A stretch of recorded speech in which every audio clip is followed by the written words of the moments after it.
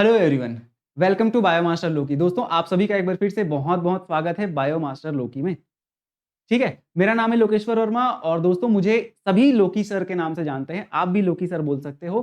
बायोमास्टर लोकी हमारे चैनल का नाम ही है। बायोलॉजी का मैं टीचर हूँ और प्यार से मुझे लोकी बोलते हैं। ठीक है, आप भी बोल सकते हो। अब हम लोग यहाँ पर क्या कर रहे हैं? प्रयोगशाला परिचालक की तैयारी कर रहे हैं। तो बायोलॉजी का जो पोर्शन है, उसकी ज़िम्मेदारी तो हमने ले रखी है कि सर बायोलॉजी का पूरा 20 नंबर का तैयारी हम आपको यहाँ पर कराएँगे। ठीक है? तो हमारा ये जो सेशन चल रहा था, वो हम कैसे सोचे थे कि एक लेक्चर में हम लोग थ्योरी पढ़ेंगे और दूसरे लेक्चर में एमसीक्यू करेंगे। लेकिन थ्योरी वाले लेक्चर में जो हम बुक रीडिंग कर रहे थे लाइन टू लाइन, यहाँ पर जो सीजी व्यापम के द्वारा जो सिलेबस दिया गया है ना? तो इन्होंने क्या कहा है 9th-10th लेवल का जो छत्तीसगढ़ माध्यमिक शिक्षा मंडल का जो सिलेबस है ना? 9th-10th का वही सिलेबस है पूरा ये। तो हम लोग यही कर रहे थे। बायोलॉजी में क्या कर रहे थे? हम लोग पूरा बुक रीडिंग कर रहे थे। जैसे आपने पिछला वीडियो देखा नहीं होगा तो जाके देखेंगे, 4 वीडियो डल चुकी है ना? जीवन की मौलिक इकाई कोशिका, मैं उम्मीद करता हूँ आप लोगों को ये दिख रहा होगा। हाँ, दिख रहा है। ठीक है? जीवन की मौलिक इकाई कोशिका एवं बहुकोशिकीय संरचना, ये 2 वीडियो हम लोग कर चुके हैं, है ना? थ्योरी मतलब बुक रीडिंग 9th क्लास का ये सिलेबस है, जीवन की मौलिक इकाई कोशिका और बहुकोशिकीय संरचना ऊतक। इसका हम क्या किए? बुक रीडिंग किए। ठीक है? एक वीडियो में बुक रीडिंग किए, एक चैप्टर, और दूसरे में फिर उसी चैप्टर का एमसीक्यू सॉल्व किए। लेकिन मैंने देखा कि जो बुक रीडिंग वाले वीडियो है उसमें रिस्पॉन्स आप लोगों के अच्छे नहीं आए। तो मैं आप लोगों से एक गुजारिश करना चाहूँगा, आप लोग क्या करेंगे, अगर आपको थ्योरी वाला वीडियो भी चाहिए सभी चैप्टर्स के, तो आप इस वीडियो को लाइक करेंगे। जितने लोग वीडियो देख रहे हैं सभी लाइक करेंगे। मैं चाहूँगा एटलीस्ट 100 तो पार होना ही चाहिए वीडियो में लाइक। दूसरा, कम से कम 20 से 30 कमेंट आने चाहिए कि सर थ्योरी वाले लेक्चर्स लाइन बाय लाइन जो बुक रीडिंग करा रहा था वो लेक्चर भी आप कंटिन्यू करो करके कम से कम 20 से 30 कमेंट आने चाहिए, तब जाके मैं ये थ्योरी वाला कंटिन्यू कराऊंगा। क्योंकि इसमें रिस्पॉन्स आप लोगों के अच्छे आ नहीं रहे हैं, तो मैं सोच रहा हूँ कि सभी चैप्टर्स के एमसीक्यू करा दूं। एमसीक्यू से भी आपका तैयारी हो जाएगा, लेकिन वही है ना, बुक रीडिंग करोगे तो उससे और अच्छा होता है। मैं तो मेहनत करने के लिए तैयार हूँ, लेकिन आप लोग का रिस्पॉन्स भी चाहिए रहता है ना? तो आप लोग क्या करेंगे, इस वीडियो को बढ़िया सा लाइक करें, और दूसरा क्या करेंगे, बहुत सारा कमेंट करेंगे आप लोग। हर एक जितने वीडियो देख रहे हैं सब कमेंट करो कि सर थ्योरी वाला वीडियो भी कंटिन्यू करो करके, तो मैं करूंगा। ठीक है, चलो। तो हम लोग क्या कर रहे हैं भाई, यहाँ पर 2 चैप्टर हो चुका है।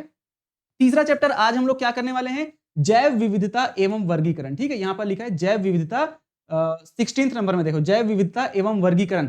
ये है हमारा 3rd चैप्टर, और क्लास 9th के छत्तीसगढ़ बोर्ड का ये पहला चैप्टर है बुक में, है ना, जैव विविधता एवं वर्गीकरण। इसके बाद हम लोग ये अगला चैप्टर कर लेंगे। तो आज हम थ्योरी नहीं पढ़ रहे हैं, आज हम एमसीक्यू सॉल्व कर रहे हैं। लेकिन आप लोग कमेंट करोगे बहुत सारा, तो मैं थ्योरी भी पढ़ाने की कोशिश करूंगा। ठीक है, चलो। तो ये तो रहा हमारा सिलेबस। सिलेबस के अकॉर्डिंग चल रहे हैं, बिल्कुल आपको भी तैयारी सिलेबस के अकॉर्डिंग ही करनी है। ठीक है, तो स्टार्ट करते हैं आज का लेक्चर। ठीक, टॉपिक है जैव विविधता एवं वर्गीकरण, और ये है हमारा MCQ number 3rd। MCQ number 3rd है ये, है ना। पिछले 2 वीडियो, 2 चैप्टर जिसके थ्योरी और एमसीक्यू डल चुके हैं, तो आप वो जाकर भी देख सकते हैं। और वीडियोस यार पसंद आते हैं तो बिल्कुल आपको कमेंट करना है, लाइक करना है, शेयर करना है, सब्सक्राइब भी करना है चैनल को, है ना। ठीक है, क्योंकि बायोलॉजी के लिए आपको निश्चिंत रहना है। यहाँ पर आ जाओ, जो मैं करा रहा हूँ कर लो, बिल्कुल जितना करा रहा हूँ कर लो। डेफिनेटली आपको बायोलॉजी में टेंशन लेने की जरूरत है नहीं। बाकी कितना भी पढ़ लो कम ही रहता है। आप अपने तौर पर अपने लेवल में भी अच्छी तैयारी अपनी कर सकते हैं। ठीक है, लेकिन ये चीज है कि आपको मेहनत तो करना पड़ेगा भाई। क्योंकि मैं यही बोलना चाहूंगा यार कि ना, हमको ना मौके बहुत कम मिलते हैं, और अभी जबरदस्त मौका मिला है। तो इस मौके को आपको गंवाना नहीं चाहिए। अपने 24 घंटे को इतने अच्छे से यूज करना चाहिए कि आपको बाद में ना कोई मलाल ना रह जाए, आपको बाद में कोई वो ना रहे, है ना, कि यार मैंने किया नहीं मेहनत, थोड़ा सा और मेहनत कर लेता तो मेरा क्या पता आज सिलेक्शन हो जाता। तो अभी जो टाइम बचा है 20-25 दिन जो भी, इसमें करो ना यार अच्छे से मेहनत, लग जाओ एकदम अच्छे से, है ना, दिन रात एक कर दो। क्योंकि बोला ना, मौके बहुत कम मिलते हैं। इसीलिए जितना हो सके रोज अपने आप को उठाओ और करो मेहनत। 24 घंटे को जितना ज्यादा हो सके यूटिलाइज करो। ठीक है, बुक रीडिंग करो, एमसीक्यू सॉल्व करो, 10 प्रकार की चीजें कर डालो ना, सब करो। लेकिन सिलेबस के अकॉर्डिंग, सिलेबस से बाहर आपको नहीं हटना है। ठीक है, और भाई हम तो आपके लिए मेहनत कर ही रहे हैं। यहाँ पर टेस्ट सीरीज भी आपके लिए लॉन्च कर रखा है, और बोलोगे सर टेस्ट सीरीज में पैसा ले रहे हो, तो यार इतने सस्ते में टेस्ट सीरीज 199 रुपए में सेल कर रहा था, लेकिन अभी 99 में दे रहा हूं। ठीक है, ₹99 में ये टेस्ट सीरीज आपको मिल रहा है। वैसे 2 दिन के लिए ऑफर है ना। जिसको भी टेस्ट सीरीज परचेस करना है यहाँ पर 6261144902 में आप जाकर क्या करेंगे, व्हाट्सएप या मैसेज करेंगे, कॉल करेंगे तो आपको ये टेस्ट सीरीज मिल जाएगा। दूसरा डिस्क्रिप्शन में लिंक भी दिया हुआ है तो वहां से भी आप ज्वाइन कर सकते हैं। यार ₹99, 199 लिखा जरूर है लेकिन अभी ऑफर और चला दी ना मैं आपके लिए। सिर्फ ₹99 में आपको मेगा टेस्ट सीरीज 10 और फुल लेंथ है ना। ऐसा नहीं कि सिर्फ बायोलॉजी पढ़ाता हूं तो बायोलॉजी का test, chemistry, physics, biology, CGGS, Indian GS पूरा कंप्लीट है आपका क्या इस टेस्ट में। तो आप, और ऐसा नहीं है कि सिर्फ इंग्लिश वालों के लिए, हिंदी इंग्लिश दोनों में है ना, पूरा सिलेबस कवर्ड है हर टेस्ट में। और आपका ऐप में होगा टेस्ट, आप किसी भी टेस्ट को कितने भी बार दिला सकते हैं। ठीक है, तो ज्वाइन कर सकते हैं। ये इसका सिलेबस यहाँ पर है, सिलेबस नहीं शेड्यूल यहाँ पर दिया गया है। देखो ये पूरा 10 टेस्ट का शेड्यूल बढ़ चुका है। 1 तारीख को पहला टेस्ट डल चुका है, दूसरे 4 तारीख को और 7 तारीख को तीसरा टेस्ट डलेगा। तो ये पूरा शेड्यूल है, इस अकॉर्डिंग आप पढ़ाई करो बिल्कुल, है ना। चलो आगे बढ़ते हैं। अच्छा, और भी बहुत सारे कोर्सेस हैं जिनके बारे में आप नंबर में कॉल करके कर सकते हैं। बॉटनी जूलॉजी असिस्टेंट प्रोफेसर की तैयारी करें तो उसके भी टेस्ट सीरीज हैं। दूसरा, अगर आप सीजी सेट सीएसआईआर नेट की तैयारी कर रहे हैं तो उसके लिए वीडियो कोर्स, और पीजीटी बायोलॉजी व्याख्याता जीव विज्ञान की तैयारी कर रहे हैं उसके लिए भी वीडियो कोर्स है। ठीक है, बताना पड़ता है, वीडियो में प्रमोशन भी तो करना पड़ता है यार, है ना। आप लोग भले बोर हो जाते होंगे, कई लोग बोलते हैं बस प्रमोशन करने आता है करके, लेकिन आप लोगों के लिए इतना मेहनत किया जा रहा है तो थोड़ा बहुत तो कुछ प्रमोशन करेंगे ना यार। ठीक है, स्किप कर सकते हो आप लोग, अगर पसंद नहीं आ रहा तो वीडियो, कोई दिक्कत नहीं है। बाकी ये जो पीडीएफ है क्वेश्चंस के विद आंसर आपको इस बायोमास्टर लोकी चैनल के लोकी के टेलीग्राम चैनल में आपको मिलने वाला है। ठीक है, और आप मुझे इंस्टाग्राम में भी फॉलो कर सकते हैं बायोमास्टर लोकी। ठीक, चलो कुछ भी अगर बात करनी है, कुछ डाउट, कुछ क्वेश्चंस है तो यहाँ पर भी आप मैसेज कर सकते हैं। ठीक है, ये रहा वेबसाइट। चलो स्टार्ट करते हैं। अब आज का हम लोग पूरा 50 क्वेश्चन सॉल्व करने वाले हैं, और मैं बता दूं कि सीजी व्यापम ने भले सिलेबस इजी सा दे रखा है लेकिन क्वेश्चन तो वो बहुत अच्छे लेवल का पूछने वाला है। तो आज हम क्या करेंगे, थोड़े अच्छे लेवल के क्वेश्चन करेंगे, है ना, जो आपके एग्जाम में आने की जिसकी प्रोबेबिलिटी बहुत ज्यादा है। बहुत अच्छे क्वेश्चन है, इनको आप कर लो, डेफिनेटली आएंगे ही आएंगे क्वेश्चन। यही नहीं आएंगे तो इसी टाइप के क्वेश्चन आएंगे, लेकिन आएंगे जरूर। और हम लोग सिलेबस से भटक नहीं रहे, जो सिलेबस में है वहीं से ही क्वेश्चन सॉल्व कर रहे हैं हम लोग। ठीक है, तो शुरुआत करते हैं, लेकिन शुरुआत करने से पहले मैं आप लोगों को कुछ बोलना चाहूंगा कि यार मेहनत करो, है ना। सफलता मिले या ना मिले वो तो बात की बात है, लेकिन मेहनत करो। दूसरी बात यह है कि दोस्तों, एक ऐसा इंसान बनो जिसके दिमाग में ज्ञान हो, जिसके हाथों में पावर हो, है ना, और जिसके दिल में दया हो, जिसके सीने में कॉन्फिडेंस हो, जो हर दिन अपने आप को बेहतर बनाने की कोशिश करता हो। ठीक है, तो इसलिए यार अच्छा इंसान बनना है, नेक इंसान बनना है, और अपनी तैयारी करते रहनी है। चलो, क्योंकि जो दुनिया है ना वो ताकतवर लोगों की इज्जत करती है, और नेक दिल हमेशा लोगों को याद रहती है। इसीलिए ये जो ताकत है और नेक है, इस पर आपको क्वालिटी बढ़ाते रहनी है। ठीक है, चलो फिर आगे बढ़ जाते हैं। आप अपनी तैयारी बढ़िया से करें, सिलेक्शन होगा, डेफिनेटली होगा। पॉजिटिव सोचो, मेहनत करूंगा सिलेक्शन होगा, मेहनत करूंगा सिलेक्शन होगा, कैसे नहीं होगा। ठीक है, चलो भाई साहब, बहुत मोटिवेशन हो गया। कई लोग मेरे को बकते भी हैं, सर आप कम बोला करो। ठीक है, लेकिन क्या करें यार, इज्जत आदत से मजबूर है। ठीक है, पहला क्वेश्चन क्या बोल रहा है भाई साहब, हिंदी में भी है, इंग्लिश में भी है, आपको कोई टेंशन लेना नहीं है। ठीक है, पहला क्वेश्चन क्या बोल रहा है हमारा, देखो पहला क्वेश्चन, कलर चेंज कर लेते हैं बढ़िया सा सुंदर सा। ठीक है, देखो पहला क्वेश्चन बोल रहा है, what is the correct sequence of taxonomic hierarchy from higher to lower rank. Taxonomic hierarchy के बारे में बात कर रहे हैं हमको, है ना। उच्च से निम्न क्रम में वर्गीकरण पदानुक्रम का सही अनुक्रम क्या है। जब हम लिविंग वर्ल्ड को, ये जो जीवित जंतुओं का जो वर्ल्ड है, दुनिया है ना, जीव जगत है, इसको जब वर्गीकरण किया जाता है तो अलग अलग ग्रुप्स में बांटा जाता है। पहले छोटे ग्रुप, फिर छोटे छोटे ग्रुप्स को मिलाकर थोड़ा बड़ा ग्रुप, फिर उन बड़े ग्रुप्स को मिलाकर थोड़े और बड़े ग्रुप्स, ऐसे करके बहुत सारे ग्रुप्स में बांटा जाता है ना। तो इसका क्रम क्या है, तो हम लोग पढ़ते हैं क्या, एक ट्रिक आपको याद रखना है यहां पर। क्या ट्रिक याद रखना है भाई साहब, K P C O F G S, KPC of GS. ठीक है, केपीसी ऑफ जीएस। के से याद रखना किंगडम, पी से फाइलम, सी से क्लास, ओ से ऑर्डर, एफ से फैमिली, जी से जीनस, एस से स्पीशीज। यही सीक्वेंस आपको याद रखना है केपीसी ऑफ जीएस, और ये आपके एग्जाम में गारंटीड है, पूछ सकता है। इसीलिए मतलब सेम यही सीक्वेंस दे देगा, और या तो सीक्वेंस को तोड़ मड़ोड़ के कैसा भी दे सकता है, इसीलिए ये केपीसी ऑफ जीएस याद रखना है। ठीक है, तो यहां पर देखो, देखते हैं इसके अकॉर्डिंग। के तो है, पी है क्या? नहीं है, मतलब ये गलत हो गया। सबसे पहले किंगडम आएगा ना, तो किंगडम तो चलो यहां पर भी किंगडम है, यहां पर फाइलम है, ये आंसर तो आएगा ही नहीं। यहां पर किंगडम है, ठीक है, ये आ सकता है। किंगडम के बाद क्या आना चाहिए? किंगडम के बाद फाइलम आना चाहिए, फाइलम है। यहां पर किंगडम गलत हो गया, ये तो ऑर्डर है, ये भी गलत हो गया। अब देखो दो में हमको सेलेक्ट करना है। अच्छा, दो में भी सेलेक्ट नहीं करना है, एक ही। देखो kingdom, phylum, class, order, family, genus, species, है ना। K P C O F G S, KPC of GS. कितना आसान है, बस ट्रिक याद रखना है आपको। ठीक है, तो ये है। हिंदी में भी वही चीज लिखा गया है, kingdom, phylum, class, order, family, genus, species. ये सीक्वेंस आपको याद रखना है। ठीक है, पहला क्वेश्चन। दूसरा क्वेश्चन क्या बोलता है, देखो 50 क्वेश्चन आज हम लोग करने वाले हैं ना, तो 50 क्वेश्चन आप बड़े ध्यान से सुनो। इस चैप्टर के ये 50 क्वेश्चन आप कर लोगे, डेफिनेटली आपकी तैयारी इस चैप्टर की हो गई। ठीक।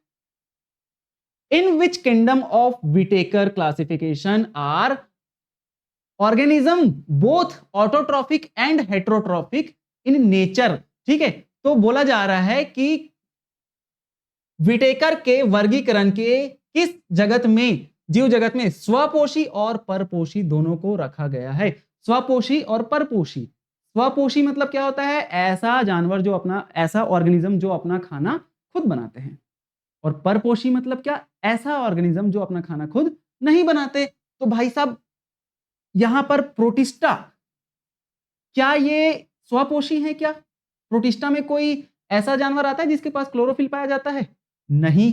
देखो एक मैं यहां पर बता देता हूं, विटेकर का 5 किंगडम क्लासिफिकेशन है। ठीक है, विटेकर ने जीव जगत को क्या किया है? 5 किंगडम में डिवाइड किया गया है। ठीक है, लिविंग वर्ल्ड को विटेकर ने, लिविंग वर्ल्ड, इससे बहुत सारे क्वेश्चन आएंगे इसलिए यहां पर बता देता हूं। ठीक है, लिविंग वर्ल्ड को विटेकर भाई साहब ने क्या किया है? 5 किंगडम में क्लासिफाई किया गया है। यहां पर सबसे पहला आता है क्या? मोनेरा। ठीक है, फिर दूसरा क्या आता है? प्रोटिस्टा, हिंदी में भी यही है ना। फिर तीसरा क्या आता है? फंजाई, कवक जगत, कवक।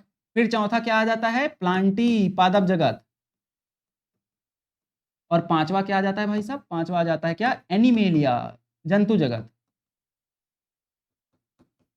ठीक, एनिमेलिया। ये 5 किंगडम में क्लासिफाई किया गया है। मोनेरा के लिए आपको याद रखना है, मोनेरा में जितने भी बैक्टीरिया हैं और आर्की बैक्टीरिया है उनको रखा गया है मोनेरा में, बैक्टीरिया। ठीक है, बैक्टीरिया। और प्रोटिस्टा में जितने भी यूनिसेलुलर, एक कोशिकीय यूकैरियोटिक जंतुओं को रखा गया है। यहां पर जो बैक्टीरिया है ना, वो हमेशा याद रखना कैसे होते हैं? प्रोकैरियोटिक होते हैं। और इनमें सिर्फ और सिर्फ एक कोशिकीय जंतु आते हैं, यूनिसेलुलर जंतु आते हैं। ठीक है, एक कोशिकीय जंतु। यहां पर याद रखना यूनिसेल्यूलर, और यहां पर याद रखना है आपको यूकैरियोटिक ऑर्गेनिज्म आते हैं। जैसे कि आपको क्या याद रखना है? अमीबा, सबसे बढ़िया एग्जांपल, अमीबा, अमोइबा, अमीबा। ठीक है, अमीबा, इसको याद रखना है। अमीबा, यूग्लिना, पैरामीशियम, ये सब प्रोटिस्टा में आ जाते हैं, प्रोटोजोआ वगैरह, है ना। फंजाई की बात करें तो यहां पर ये फंजाई यूनिसेल्युलर भी हो सकते हैं, ये फंजाई मल्टीसेल्युलर भी हो सकते हैं। ठीक है, और इसके लिए आपको याद रखना क्या? यूकैरियोटिक होते हैं फंजाई। ठीक है, जितने भी फंगस हैं, ऑल फंगस या सभी कवक, ऑल फंगस, सभी कवक। ठीक है, और प्लांटी में क्या याद रखना आपको? जितने भी प्लांट्स हैं जिनके पास में क्या पाया जाता है? क्लोरोफिल पाया जाता है, क्लोरोप्लास्ट पाया जाता है। ठीक है, ऑल प्लांट्स जिनके पास क्या पाया जाएगा? क्लोरोप्लास्ट, हरित लवक, हरित लवक पाया जाता है, क्लोरोप्लास्ट। और एनिमेलिया में याद रखना आपको, एनिमेलिया में जितने भी एनिमल हैं, सभी जंतुएं, ऑल एनिमल, सभी जंतुएं यहां पर आ जाते हैं एनिमेलिया में। ठीक है, तो ये है क्या? किसका? हमारे भाई साहब कौन? आर.एच. विटेकर का 5 किंगडम क्लासिफिकेशन, 5 जगत वर्गीकरण। किसका? आर.एच. विटेकर का। ठीक है, आपको ये बात ध्यान में रखनी है। ठीक, अब इन्होंने कहा है इस क्वेश्चन में कि आर.एच. का जो 5 किंगडम क्लासिफिकेशन, देखो सभी है, 4 है, बस यहां पर हम लोग अगर ई लिख देंगे तो ई में आ जाएगा अपना एनिमेलिया, एनिमेलिया, है ना। तो भाई आर.एच. विटेकर का जो क्लासिफिकेशन है उसमें ऐसा कौन सा ग्रुप है जिसमें ऑटोट्रॉफिक और हेटेरोट्रॉफिक दोनों को रखा गया है। तो भैया RH विटेकर का जो 5 किंगडम क्लासिफिकेशन है ना, इसमें किसमें रखा गया है? तो याद रखना प्रोटिस्टा में। ठीक, इसका आंसर हो जाएगा क्या? प्रोटिस्टा। प्रोटिस्टा में यूकेरियोटिक तो आते हैं और यहां पर ऑटोट्रॉफिक वाले भी होते हैं और हेटेरोट्रॉफिक वाले भी होते हैं। भाई एनिमेलिया तो हमेशा हेटेरोट्रॉफिक होते हैं, तो ये आएगा ही नहीं। प्लांट हमेशा ऑटोट्रॉफिक होते हैं, तो ये भी नहीं आएगा।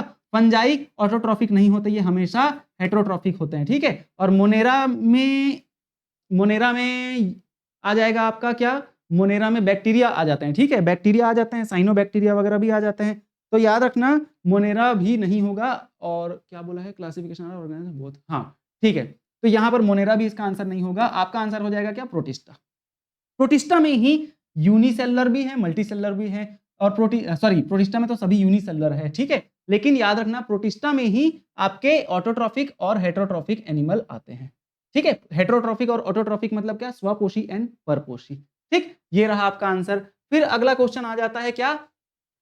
Which of the following is not a correct match between the taxonomic category and its example? तो निम्नलिखित में से कौन सा युग्म वर्गीकरण श्रेणी और उसके उदाहरण के बीच सही मेल नहीं है? यहां पर श्रेणी और उसके उदाहरण के बीच सही मेल नहीं है, तो ये हमको बताना है। ठीक है, तो जीनस में पैंथेरा सही है, ये बिल्कुल है ना। जीनस में पैंथेरा आता है भाई, पैंथेरा लियो। ठीक है, पैंथेरा लियो जो है साइंटिफिक नेम है, जिसमें पैंथेरा जीनस में आ जाता है। फिर स्पीशीज में आपका होमो सेपियंस, ये भी सही हो जाएगा आपका। ठीक है, फैमिली में याद रखना आपको, फैमिली में फेलिस नहीं होता है, फैमिली में आपका फेलिडी होता है, फेलिस नहीं होता। फेलिस कोई फैमिली का नाम नहीं है, फेलिडी याद रखना है आपको। ठीक है, फैमिली में फेलिडी ये आपका फैमिली का नाम है। कभी भी हम याद रखेंगे ना फैमिली का नाम, तो पेलिडी, मालवेसी, है ना, ये सब ग्रेमिनी, ये सब क्या फैमिली के नेम है। तो ये फेलिस कोई फैमिली का नाम नहीं है, इसलिए आंसर ये हो जाएगा। हमको पूछा है नॉट करेक्ट, कौन सा गलत है? तो फैमिली में फेलिस नहीं है, यही गलत है। ऑर्डर में प्राइमेटा, हमेशा याद रखना ऑर्डर में लास्ट में ATA आता है। ठीक है, और उसके बाद होमोसेपियंस, पैंथेरा, ये सब तो सही है। ठीक, अगला क्वेश्चन बात करते हैं, question number 4th। What was the basis of Aristotle's classification of animal? अरस्तु द्वारा पशुओं का वर्गीकरण किस आधार पर किया गया है ना। अरस्तु साइंटिस्ट का नाम है, बहुत पुराने साइंटिस्ट है ना, बहुत पुराने जमाने के साइंटिस्ट है, वैज्ञानिक है। इनके द्वारा जंतुओं का जो क्लासिफिकेशन है ना, एरिस्टोटल का जो क्लासिफिकेशन है एनिमल का, वो किस आधार पर किया गया है? जंतुओं का, जो जानवरों का है ना क्लासिफिकेशन, किस आधार पर? तो मोड ऑफ न्यूट्रिशन नहीं, ये सब नहीं सोचे थे वो, है ना। आवास प्राइमरी नहीं था, आवास और रिप्रोडक्शन को भी इन्होंने लिया था, लेकिन ये प्राइमरी कैरेक्टर नहीं था। मेन इन्होंने जो चीज देखा था वो था टाइप ऑफ ब्लड। ठीक है, मेन इन्होंने जो चीज देखा था वो था टाइप ऑफ ब्लड। एक था इनेमा और एक था क्या? एनेमा। इनेमा मतलब जिसमें ब्लड पाया जा रहा था, और एनेमा मतलब जिसमें ब्लड नहीं पाया जा रहा था। ठीक है, इनेमा ब्लड पाया जा रहा था और एनेमा मतलब ब्लड नहीं पाया जा रहा था। तो ऐसे दो ग्रुप में इन्होंने बांटा था, किसको? एनिमल को। तो भैया इनेमा जिनमें ब्लड पाया जा रहा था वो कौन हो जाएंगे? वर्टिब्रेट। और एनेमा जिनमें ब्लड नहीं पाया जा रहा था, जितने भी इनवर्टिब्रेट्स हैं, मतलब लोअर जो इनवर्टिब्रेट्स थे ना, वो सब आ जाएंगे जिनमें ब्लड नहीं पाया जाता है ना। तो ये सब है। तो याद रखना अरस्तु ने जो अपना क्लासिफिकेशन का बेसिस, मतलब अरस्तु नाम के वैज्ञानिक ने पूरे जीव जगत को जिस आधार पर बांटा था, वो आधार क्या है इनमें से? तो ये ब्लड ग्रुप के आधार पर, जंतु जगत को ना, एनिमल किंगडम को। ठीक, चलो आगे बढ़ जाते हैं हम लोग। Which of the following characteristics is common to members of kingdom Monera? Monera के हम लोग अभी बात किए थे, मोनेरा एक कोशिकी प्रोकैरियोटिक जंतु होते हैं। ठीक है, तो निम्नलिखित में से कौन सी विशेषता मोनेरा जगत के सदस्यों में सामान्य होती है? कौन सी विशेषता जो है मोनेरा जगत के सदस्यों में सामान्य होती है? तो मल्टीसेलुलर, तो ये तो गलत है भैया। पहला मल्टीसेलुलर मतलब बहुकोशिकीय शरीर, बिल्कुल गलत। हमने बात किया है मोनेरा में हमेशा यूनिसेल्युलर एंड प्रोकैरियोटिक जंतु आते हैं। न्यूक्लियर मेम्ब्रेन प्रेजेंट, भैया मोनेरा में कौन आता है? मोनेरा में आता है आपके बैक्टीरिया, मतलब कि जीवाणु आते हैं। तो बैक्टीरिया में क्या न्यूक्लियर मेम्ब्रेन या केंद्रक झिल्ली पाई जाती है? क्या नहीं पाई जाती। बैक्टीरिया में नो न्यूक्लियर मेम्ब्रेन नहीं पाई जाती। प्रोकैरियोटिक है बैक्टीरिया, और हम यूकैरियोटिक और प्रोकैरियोटिक में जब डिफरेंस देखते हैं तो यूकैरियोटिक में न्यूक्लियस पाया जाता है, केंद्रक पाया जाता है, प्रोकैरियोटिक में केंद्रक नहीं पाया जाता है ना। तो भाई साहब प्रोकैरियोटिक में केंद्रक नहीं पाया जाता मतलब केंद्रक झिल्ली नहीं पाया जाता। तो भाई केंद्रक झिल्ली पाया जा रहा है बोल रहे हैं, गलत है। प्रेजेंट बोल रहे हैं ना, उपस्थित बोल रहे हैं, गलत है ये भी, है ना। यहां पर फिर बात करते हैं अगर हम यूनिसेलुलर प्रोकैरियोटिक ऑर्गेनिज्म, तो ये देखो लिखे हैं यूनिसेलुलर, एक कोशिकीय, और प्रोकैरियोटिक ऑर्गेनिज्म, बिल्कुल यही इसका आंसर हो जाएगा। ठीक है, हमारा जो मोनेरा है उसमें जितने भी एक कोशिकीय प्रोकैरियोटिक जीव आते हैं मोनेरा में। कौन आते हैं? एक कोशिकीय प्रोकैरियोटिक जीव आ जाते हैं हमारे मोनेरा में। ठीक है, cell wall made of cellulose, तो भाई ये तो गलत है, क्योंकि हमारे जो मोनेरा में जितने भी बैक्टीरिया होते हैं ना, बैक्टीरिया देखो मोनेरा में याद रखना, मोनेरा, बढ़िया नाम है मोनेरा। ठीक है, तो मोनेरा में दो आते हैं, एक होता है क्या? बैक्टीरिया, एंड एक होता है क्या? Archie bacteria, Archie bacteria. ठीक है, बैक्टीरिया एंड आर्की बैक्टीरिया। तो बैक्टीरिया का जो सेल वॉल है वो किससे बना होता है? बैक्टीरिया का जो सेल वॉल है, इसके लिए आपको याद रखना है, बैक्टीरिया का जो सेल वॉल है वो पेप्टाइडोग्लाइकन से बनी होती है। किससे बनी होती है? पेप्टाइडो। देखो एक एक पॉइंट इंपॉर्टेंट है ना, एक एक पॉइंट इंपॉर्टेंट है। हर चीज को आपको शॉर्ट फॉर्म पे अपने नोट्स में लिखना है, एक एक पॉइंट इंपॉर्टेंट है, हर लाइन से क्वेश्चन आ सकता है। इसीलिए मैं कोशिश कर रहा हूं कि सभी ऑप्शंस को आपको समझाने की कोशिश करूं। ठीक है, तो बैक्टीरिया में पेप्टाइडो ग्लाइकैन की कोशिका भित्ति पाई जाती है, की सेल वॉल या कोशिका भित्ति पाई जाती है। और वैसे ही अगर हम बात करते हैं आर्की बैक्टीरिया की, तो यहां पर स्यूडोपेप्टाइडोग्लाइकैन की पाई जाती है। ठीक है, स्यूडोपेप्टाइडो। अब देखो इसको हिंदी में भी यही बोलना ना, क्योंकि भाई कंपाउंड का नाम है, तो प्रोटीन को हिंदी में अलग चीज थोड़ी बोलते हैं, प्रोटीन ही बोलते हैं। वैसे ही ये पेप्टाइडोग्लाइकैन और स्यूडोपेप्टाइडोग्लाइकैन, स्यूडोपेप्टाइडोग्लाइकैन की बनी होती है इसकी सेल वॉल, किसकी? आर्की बैक्टीरिया की। ठीक, ये रहा। अब आगे बात करते हैं हम लोग अगला क्वेश्चन। ठीक है, तो इसका आंसर क्या हो जाएगा? यूनिसेलुलर प्रोकैरियोटिक, एक कोशिकीय प्रोकैरियोटिक जीव पाए जाते हैं मोनेरा में। अगला क्वेश्चन बोल रहा है which of the following statement regarding biodiversity is incorrect, है ना। बायोडायवर्सिटी के रिगार्डिंग कौन सा सेंटेंस गलत है बोल रहा है? जैव विविधता के बारे में। देखो जैव विविधता के बारे में आपको मैं बताना चाहूंगा। जैव विविधता मतलब क्या होता है पता है? विविधता मतलब विभिन्नताएं, जैव मतलब जीव, मतलब जीवों में जो विभिन्नताएं पाई जाती है इसे ही जैव विविधता कहा जाता है। बायोडायवर्सिटी, बायो मतलब होता है जीवित जंतु में, लिविंग ऑर्गेनिज्म, है ना, और डाइवर्सिटी मतलब डिफरेंसेस।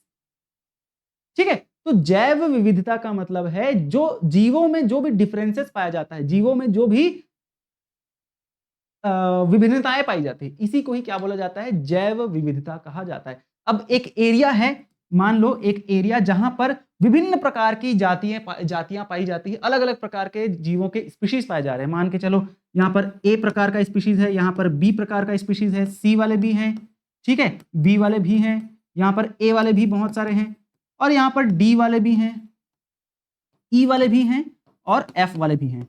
तो जितने ज्यादा अलग अलग प्रकार के स्पीशीज पाई जाएगी यहां पर, तो इस एरिया को हम लोग क्या बोलेंगे? बहुत ज्यादा यहां पर बायोडायवर्सिटी है, मतलब कि जीवों में विभिन्नताएं बहुत ज्यादा है इस जगह पर, और कम प्रकार के स्पीशीज पाए जाएंगे, कम प्रकार के जीवों की जाति पाई जाएगी, मतलब यहां पर बायोडायवर्सिटी कम है। तो मतलब जीवों में जो पाई जाने वाली विभिन्नताएं हैं इसी को ही बायोडायवर्सिटी या जैव विविधता कहा जाता है। अब जैव विविधता के बारे में निम्नलिखित में से कौन सा कथन गलत है? तो भाई साहब इट इंक्लूड्स जेनेटिक डायवर्सिटी, इसमें आनुवंशिक विविधता शामिल होते हैं। बिल्कुल, आनुवंशिक विविधता मतलब क्या होता है? हम अपने भाई बहनों से अलग होते हैं।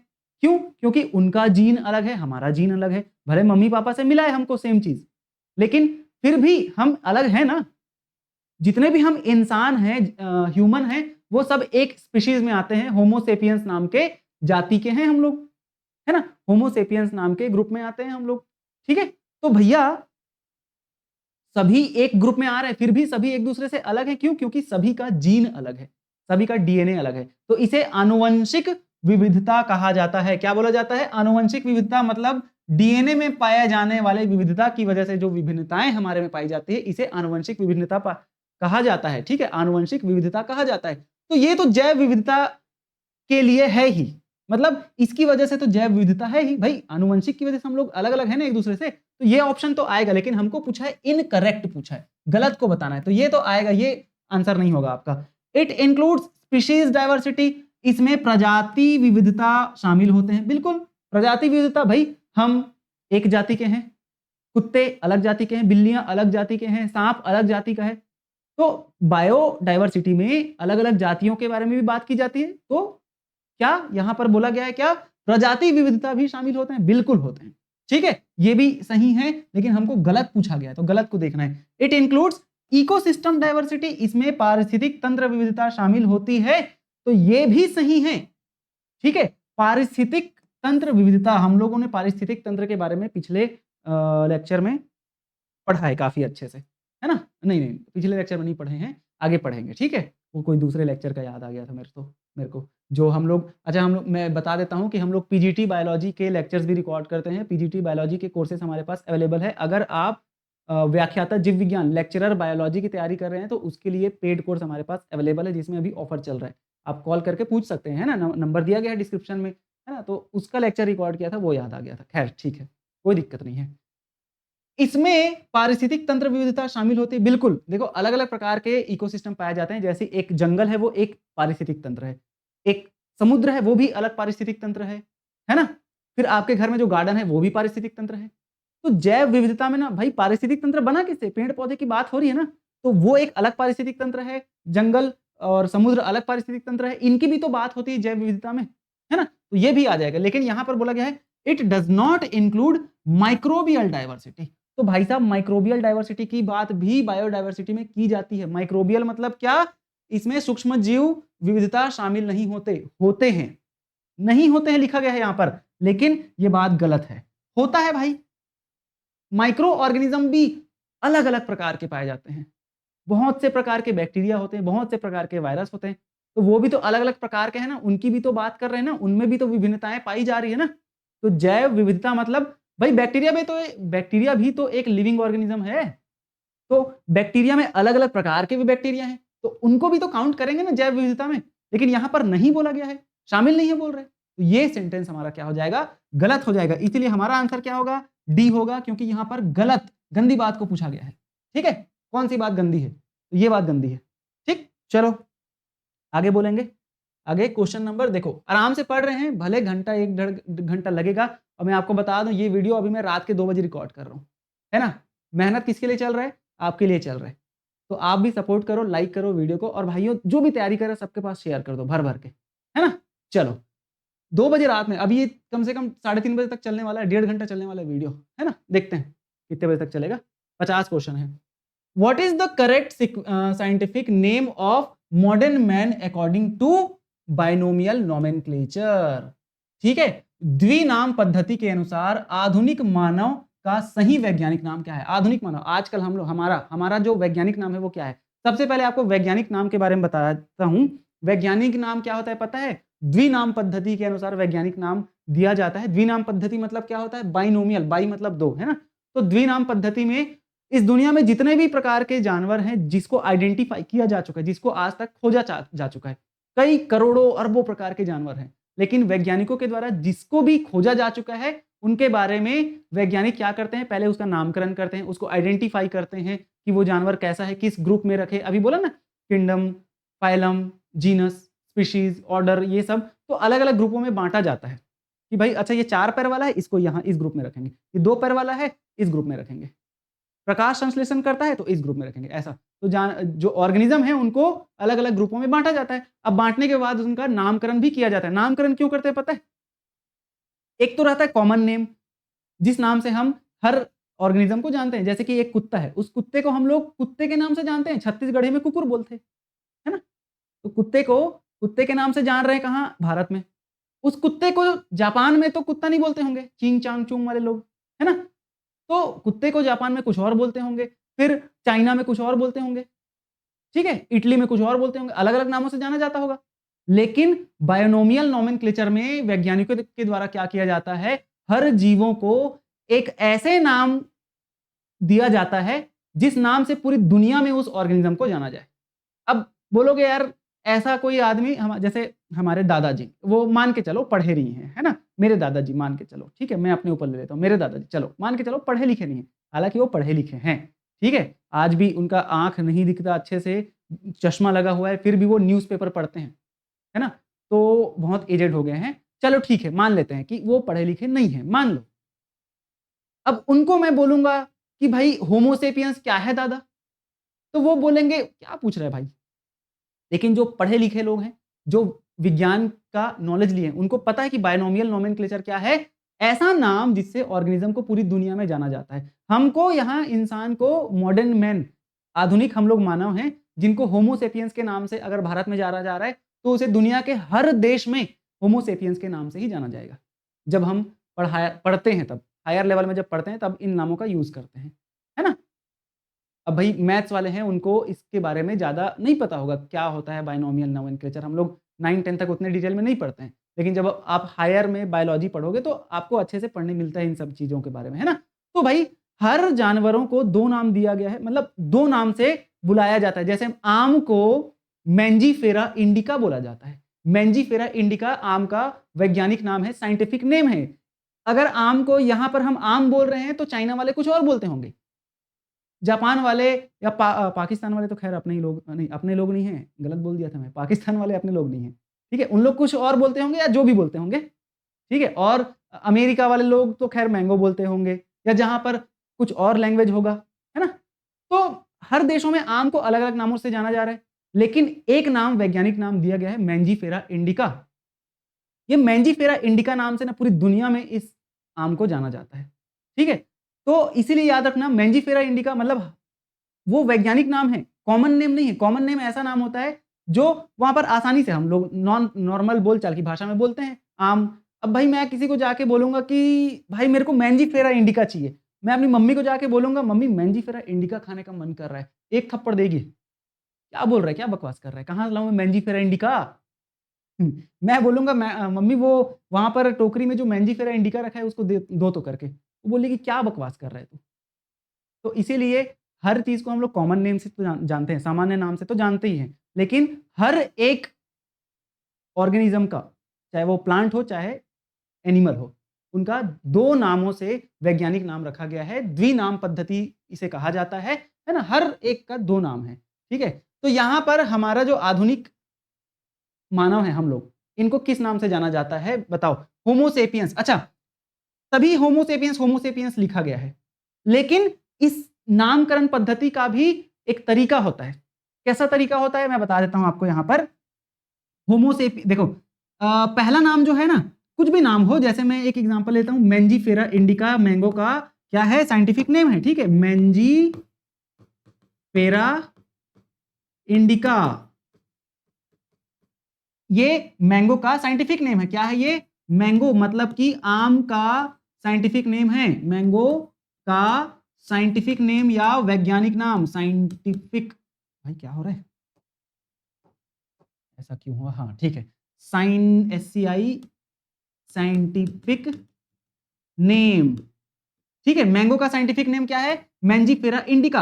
अब देखो मैं ऐसा लिखा हूं, ऐसा ही लिखा जाता है। जब आप टाइपिंग फॉर्म पे लिखेंगे तो ये ऐसे टेढ़ा टेढ़ा होगा, ऐसे लिखा जाएगा एकदम ऐसे, मैंजीफेरा, है ना? अच्छा ये साथ में रहेगा, है ना? तिरछा मतलब इटैलिक्स में लिखा जाता है, याद रखेंगे, इटैलिक्स कहा जाता है इसे। मैंजीफेरा इंडिका, ये आप देखे होंगे ऐसे टेढ़ा लिखा जाता है। वैसे ये सब भी टेढ़ा लिखा होना था, लेकिन अब क्योंकि हमको सही चीज को पहचानना है, सही वाले को, है ना? तो बता देता हूं मैं, मैंजीफेरा इंडिका ऐसा लिखा जाएगा। और याद रखना पहला जो वर्ड है उसका पहला लेटर कैपिटल में रहेगा। जैसे ये मैंजीफेरा पहला वर्ड है, पहला शब्द है, इसका जो पहला लेटर है ये कैपिटल में रहेगा और दूसरे शब्द का पहला लेटर स्मॉल में रहेगा, छोटे में रहेगा, ठीक है। पहला लेटर कैपिटल, दूसरा लेटर स्मॉल में रहेगा। ये आपको रूल याद रखना है बाइनोमियल नोमेनक्लेचर का, द्विनाम पद्धति का रूल याद रखना है। पहला लेटर कैसा, कैपिटल, दूसरा लेटर कैसा, मतलब पहले शब्द का पहला लेटर कैपिटल और दूसरे शब्द का पहला लेटर स्मॉल, जैसा मैंने लिखा है वैसे ही। और हाथ से लिखते हैं ना तो इसे अंडरलाइन किया जाता है, इसको एक अंडरलाइन किया, इसको एक अंडरलाइन किया जाता है जब हाथ से लिखा जाता है, और टाइप किया जाता है तो ऐसे तिरछा तिरछा टेढ़ा। ये आपको याद रखना है। अब यही बोला गया है कौन सा सही है बाइनोमियल नोमेनक्लेचर के अनुसार, तो भाई होमो सेपियंस में देखो एच तो कैपिटल में, यहां पर एस भी कैपिटल में है, तो ये तो बिल्कुल गलत हो गया क्योंकि एस भी कैपिटल हो गया। यहां पर होमो सेपियंस का एच सही है, मतलब कैपिटल में, और यहां पर एस दूसरे शब्द का पहला लेटर कैपिटल स्मॉल में है, तो ये सही लग रहा है। यहां पर ये स्मॉल हो गया तो भाई ये तो गलत ही हो गया। यहां पर दोनों कैपिटल में है तो ये भी हमारा कैसा हो गया, गलत हो गया, ठीक है। लेकिन अब देखो होमो सेपियंस दोनों, अच्छा यहां पर आगे भी तो है, तो ये गलत है बिल्कुल आपका, सेपियंस ऐसा दो नहीं होता है, ठीक है। चलो तो आपका आंसर क्या हो जाएगा, बी हो जाएगा आपका आंसर, ठीक। हम थोड़ा कोशिश करते हैं, थोड़ा जल्दी जल्दी बढ़े, लेकिन जो डिटेल में मैं बता रहा हूं ना, इतने डिटेल से हम लोग पढ़ रहे हैं ना कि एक क्वेश्चन बाहर नहीं जाएगा आपका। अगर आप कंसेप्ट समझ गए, जो अभी मैं बताया बाइनोमियल नोमेनक्लेचर द्विनाम पद्धति क्यों इंपॉर्टेंट है, कंसेप्ट समझ गए ना दोस्त, तो मैं बता रहा हूं आपके क्वेश्चन छूटेंगे नहीं। इसलिए भले थोड़ा आराम से देख लो, 2x में करके देख लो, है ना, या 1.5x स्पीड बढ़ा के देख लो, लेकिन चीजों को समझते हुए पढ़ो। हम लोग थ्योरी इस चैप्टर का नहीं कर रहे हैं। अगर आपके कमेंट अच्छे आएंगे बहुत सारे तो मैं थ्योरी भी करा दूंगा, ठीक है। चलो बुक रीडिंग करा दूंगा, ठीक। अगला क्वेश्चन क्या बोलता है, भाई गर्मी बहुत है, 2 बजे रात, 3 बजे रात, 2:30 बजे रात, गर्मी लग रही है, एसी वेसी चला देते हैं थोड़ा, है ना। देखो, which kingdom includes organism with chitinous cell wall and absorptive nutrition, किस जगत में काइटिन युक्त कोशिका भित्ति तथा अवशोषणीय पोषण पाया जाता है। तो भैया याद रखना, हमारा जो प्लांट है ना, मतलब प्लांटी में किसको रखा गया है, हमेशा याद रखना प्लांटी में प्लांट को रखा गया है, पौधों को रखा गया है, और पौधों का की जो कोशिका भित्ति है वो किसकी बनी होती है, पौधों की जो सेल वॉल है वो किसकी बनी होती है, सेल वॉल जो है वो याद रखना सेल्यूलोज की बनी होती है। तो ये तो आंसर नहीं आएगा क्योंकि यहां पर पूछा गया है काइटिन युक्त, काइटिन की कोशिका भित्ति किसकी होती है, ठीक है, काइटिन युक्त, है ना। फंजाई, इसके लिए आपको याद रखना ये काइटिन की बनी होती है, ठीक है, याद रखेंगे क्या, काइटिन, काइटिन की बनी होती है क्या, सेल वॉल, काइटिन की सेल वॉल, ठीक। प्रोटिस्टा ये आपको याद नहीं रखना है ना, और एनिमेलिया ये भी आपको याद नहीं रखना है। एनिमेलिया में सेल वॉल नहीं पाया जाता, याद रखना, एनिमल में सेल वॉल नहीं पाया जाता, नो सेल वॉल। और प्रोटिस्टा में जैसे अमीबा वगैरह है, इनमें भी नो सेल वॉल, कोई कोशिका भित्ति इनमें नहीं पाई जाती। तो इतनी बात आपको याद रखना है। तो याद रखना फंगस का जो सेल वॉल है वो काइटिन की बनी होती है, और प्लांट पौधों की जो सेल वॉल है वो किसकी बनी होती है, सेल्यूलोज की बनी होती है, ठीक। अगला क्वेश्चन, बढ़िया लगा यार, एसी वेसी चालू हो गया, ठीक है। Which of the following kingdom contain organism that are both autotrophic and lack a true nucleus. निम्नलिखित में से किस, देखो वैसा ही टाइप का क्वेश्चन है, बता रहा हूं अभी, निम्नलिखित में से किस जगत के जीव स्वपोषी होते हैं और इनमें वास्तविक केंद्रक नहीं पाया जाता। तो भैया वास्तविक केंद्रक जो है ना, मतलब यहां पर नो न्यूक्लियस की बात की जा रही है, नो न्यूक्लियस, है ना। नो न्यूक्लियस मतलब क्या, केंद्रक नहीं है यहां पर, कोशिका के अंदर केंद्रक नहीं है, ठीक है। तो केंद्रक किस में नहीं होता है, प्रोकैरियोटिक में नहीं होता है भाई, और प्रोकैरियोटिक को कहां पर रखा गया है, मोनेरा में रखा गया है, तो केंद्रक नहीं होता। देखो प्रोटिस्टा के पास भी केंद्रक पाया जाता है, फंजाई के पास भी केंद्रक पाया जाता है, प्लांटी के पास भी केंद्रक पाया जाता है, लेकिन मोनेरा के पास केंद्रक नहीं पाया जाता। ये बात आपको ध्यान में रखनी है, ठीक है। मोनेरा में कौन आते हैं आपको पता ही है, बताया ही हूं, मोनेरा में आ जाते हैं आपके बैक्टीरिया एंड आर्की बैक्टीरिया आते हैं, ठीक है। तो बैक्टीरिया और आर्की बैक्टीरिया मोनेरा में आते हैं, और इनके पास में क्या नहीं होता है, नो न्यूक्लियस, ठीक, केंद्रक नहीं पाया जाता। और अब न्यूक्लियस नहीं है, ये बात तो सत्य हो गई, इनमें बोला गया है वास्तविक केंद्रक नहीं पाया जाता, ये बात तो हो गया। यहां पर और बोला गया है ऑटोट्रॉफिक, तो मोनेरा में ना ऑटोट्रॉफिक ऑर्गेनिज्म भी आते हैं, जैसे कि आपको एग्जांपल बताता हूं। ऑटो, देखो हेट्रो तो होते ही हैं बैक्टीरिया, है ना, लेकिन ऑटोट्रॉफिक भी होते हैं, ऑटोट्रॉफिक बैक्टीरिया का एग्जांपल बताता हूं। आपने साइनोबैक्टीरिया सुना होगा, एग्जाम्पल में आपने SYANO बैक्टीरिया, साइनोबैक्टीरिया के बारे में आपने सुना ही होगा। साइनोबैक्टीरिया को क्या बोलते हैं? नील हरित शैवाल बोलते हैं, ब्लू ग्रीन एल्गी बोलते हैं साइनोबैक्टीरिया, ठीक है, जिसे हम लोग और शॉर्ट में जानते हैं ब्लू ग्रीन एल्गी, BGA के नाम से जानते हैं। इसी को ही हिंदी में क्या कहा जाता है भाई साहब? नील हरित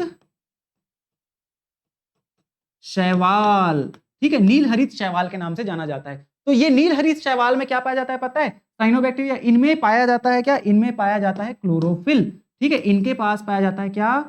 क्लोरोफिल, ठीक है। और क्लोरोफिल होने की वजह से ये अपना खाना खुद बनाते हैं, मतलब कि ये क्या करते हैं? प्रकाश संश्लेषण करते हैं, फोटोसिंथेसिस करते हैं। क्या करते हैं? फोटोसिंथेसिस करते हैं, मतलब कि ये क्या कहलाएंगे? ये कहलाएंगे ऑटोट्रोफिक। देखो इतनी सारी चीजें हम लोग एक क्वेश्चन में पढ़ रहे हैं, एक क्वेश्चन में इतनी सारी चीजें। अब बताओ आपका क्वेश्चन कहां से बाहर से आएगा? है? इतना पढ़ लो ना यार, ठीक है। चलो आगे देखते हैं। प्लांटी में आपको याद वही रखना है कि यहां पर सभी में पाया जाता है क्या? न्यूक्लियस। यहां पर भी न्यूक्लियस पाया जाता है, यहां पर भी केंद्रक न्यूक्लियस पाया जाता है, यहां पर भी केंद्रक पाया जाता है, लेकिन बैक्टीरिया में केंद्रक नहीं पाया जाता है ना। चलो भाई साहब आगे बढ़ते हैं। अगला क्वेश्चन क्या बोल रहा है? In which kingdom are slime moulds placed in Whittaker classification. तो बोला जा रहा है क्या? विटेकर के वर्गीकरण में स्लाइम मोल्ड को किस जगत में रखा गया है? तो विटेकर के क्लासिफिकेशन में स्लाइम मोल्ड को किस जगत में रखा गया है? इसे रखा गया है कहां पर? प्रोटिस्टा में रखा गया है, ठीक है। किसमें रखा गया है? प्रोटिस्टा में। देखो स्लाइम मोल्ड एक प्रकार का ऑर्गेनिज्म है, ठीक है। स्लाइम मोल्ड कैसा ऑर्गेनिज्म है? एक प्रकार का ऐसा ऑर्गेनिज्म जो कि थोड़े कीचड़ उचड़ में पाए जाते हैं, ठीक है। और एक कोशिकीय यूकैरियोटिक क्या है? ऑर्गेनिज्म है, ठीक है, जंतु है। एक कोशिकीय यूकैरियोटिक जंतु है स्लाइम मोल्ड, जिसे कहां पर रखा गया है? प्रोटिस्टा में, क्योंकि भाई एक कोशिकीय है, ठीक है। चलो आगे बढ़ते हैं, है ना। प्रोटिस्टा में रखा गया है, ठीक। अब आगे बात करते हैं विच ऑफ द फॉलोइंग। देखो स्लाइम मोल्ड जो है ना फंगस की तरह होते हैं, है ना, फंगस की तरह, लेकिन उनको प्रोटिस्टा में रखा गया है, ठीक। फिर आगे बात करते हैं विच of the following kingdom include only eukaryotic multicellular non motile organism. निम्नलिखित में से कौन सा जगत केवल यूकैरियोटिक, कौन सा जगत जो है केवल यूकैरियोटिक बहुकोशिकीय अचल जीवों को सम्मिलित करता है? अब बताओ अचल जीव ऐसा कौन सा जीव है जो अचल है, मतलब चल नहीं सकता? सबसे पहली बात तो यही है कि अचल चल नहीं सकता, तो कौन नहीं चल सकते? पौधे नहीं चल सकते भैया। अब क्या पौधे जो है यूकैरियोटिक है? बिल्कुल यूकैरियोटिक है। प्लांट जो है यूकैरियोटिक तो है ही, और प्लांट कैसे हैं? बहुकोशिकीय हैं, बिल्कुल मल्टी सेलुलर भी हैं। देखो क्वेश्चन से ही बन गया मल्टी सेलुलर। तो देखो भाई प्रोटिस्टा में तो बहुकोशिकीय आते ही नहीं है, तो ये तो हट ही गया। प्रोटिस्टा में जितने भी एक कोशिकीय यूकैरियोटिक है, लेकिन यहां पर बोला गया बहुकोशिकीय। प्लांटी इसका आंसर हो जाएगा। फंजाई ये क्या है पता है? क्या बोला गया? यूकैरियोटिक बहुकोशिकीय अचल। देखो फंजाई के स्पोर्स एक जगह से दूसरे जगह उड़ सकते हैं, तो ये तो मोटाइल है भैया। फंगस के जो छोटे छोटे बीज होते हैं, स्पोर्स होते हैं, वो एक जगह दूसरे जगह मूव कर सकते हैं, ठीक है, तो ये मोटाइल है। और एनिमल तो हम मूव करते ही हैं भाई, यहां पर अचल बोला गया, हम तो चल सकते हैं, तो ये तो आएगा ही नहीं। तो यहां पर अचल से ही आप आंसर लगा दोगे। ऐसा ऑर्गेनिज्म जो एक जगह से दूसरी जगह जा नहीं सकता, अचल है, मूव नहीं कर सकता। कौन होते हैं भाई साहब? पौधे, ठीक है। चलो अगला क्वेश्चन क्या बोलता है देखते हैं। क्वेश्चन नंबर हमारा 12th नंबर का, which taxonomic category includes organism that can interbreed and produce fertile offspring. कौन सी वर्गीकरण श्रेणी ऐसे जीवों को सम्मिलित करती है जो आपस में प्रजनन करके समक्ष संतान उत्पन्न कर सकता है?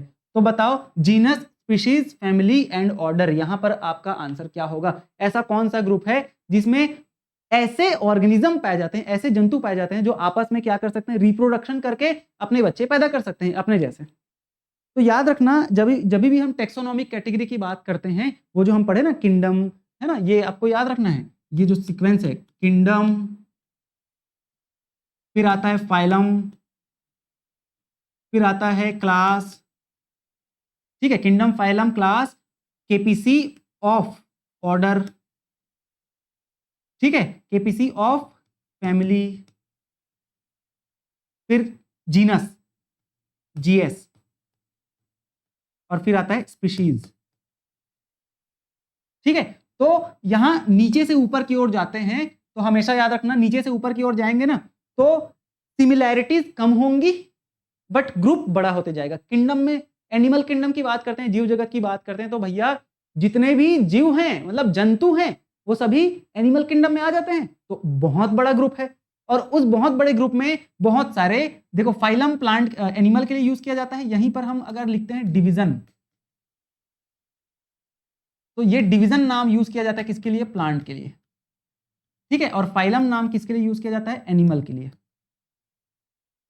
जैसे फाइलम पोरीफेरा, सिलेंट्रेटा, टिनोफोरा, ये सब जानते हैं ना, है ना? तो ये चीज, तो भैया हम अगर species, genus, family, order, class, phylum, kingdom ऐसे नीचे से ऊपर जाते जाते हैं ना तो ग्रुप बड़ा होते जाता है, लेकिन उन ग्रुप्स में रहने वाले जो ऑर्गेनिज्म है, जानवर है, उनमें समानताएं, सिमिलैरिटीज कम होते जाती है। तो स्पीशीज में ही ऐसे ऑर्गेनिज्म रहते हैं जिनमें सबसे ज्यादा समानता पाई जाती है। स्पीशीज में रहने वाले, जैसे हम लोग एक स्पीशीज है ह्यूमन, हम लोग एक होमोसेपियंस नाम के ग्रुप में रह रहे हैं, है ना? तो भैया ये जो ग्रुप है, इंसान का जो जाति है, इंसान का जो स्पीशीज है, उसमें जितने भी इंसान हैं उनको रखा गया है। अब हम सभी इंसानों में समानताएं हैं, हम लोग बोल सकते हैं, हम लोग सब कुछ कर पा रहे हैं बाकी जानवरों के कंपेयर में, तो हम लोगों में समानताएं पाई जा रही है, सबसे ज्यादा समानताएं, है ना? तो यही है कि स्पीशीज में सबसे ज्यादा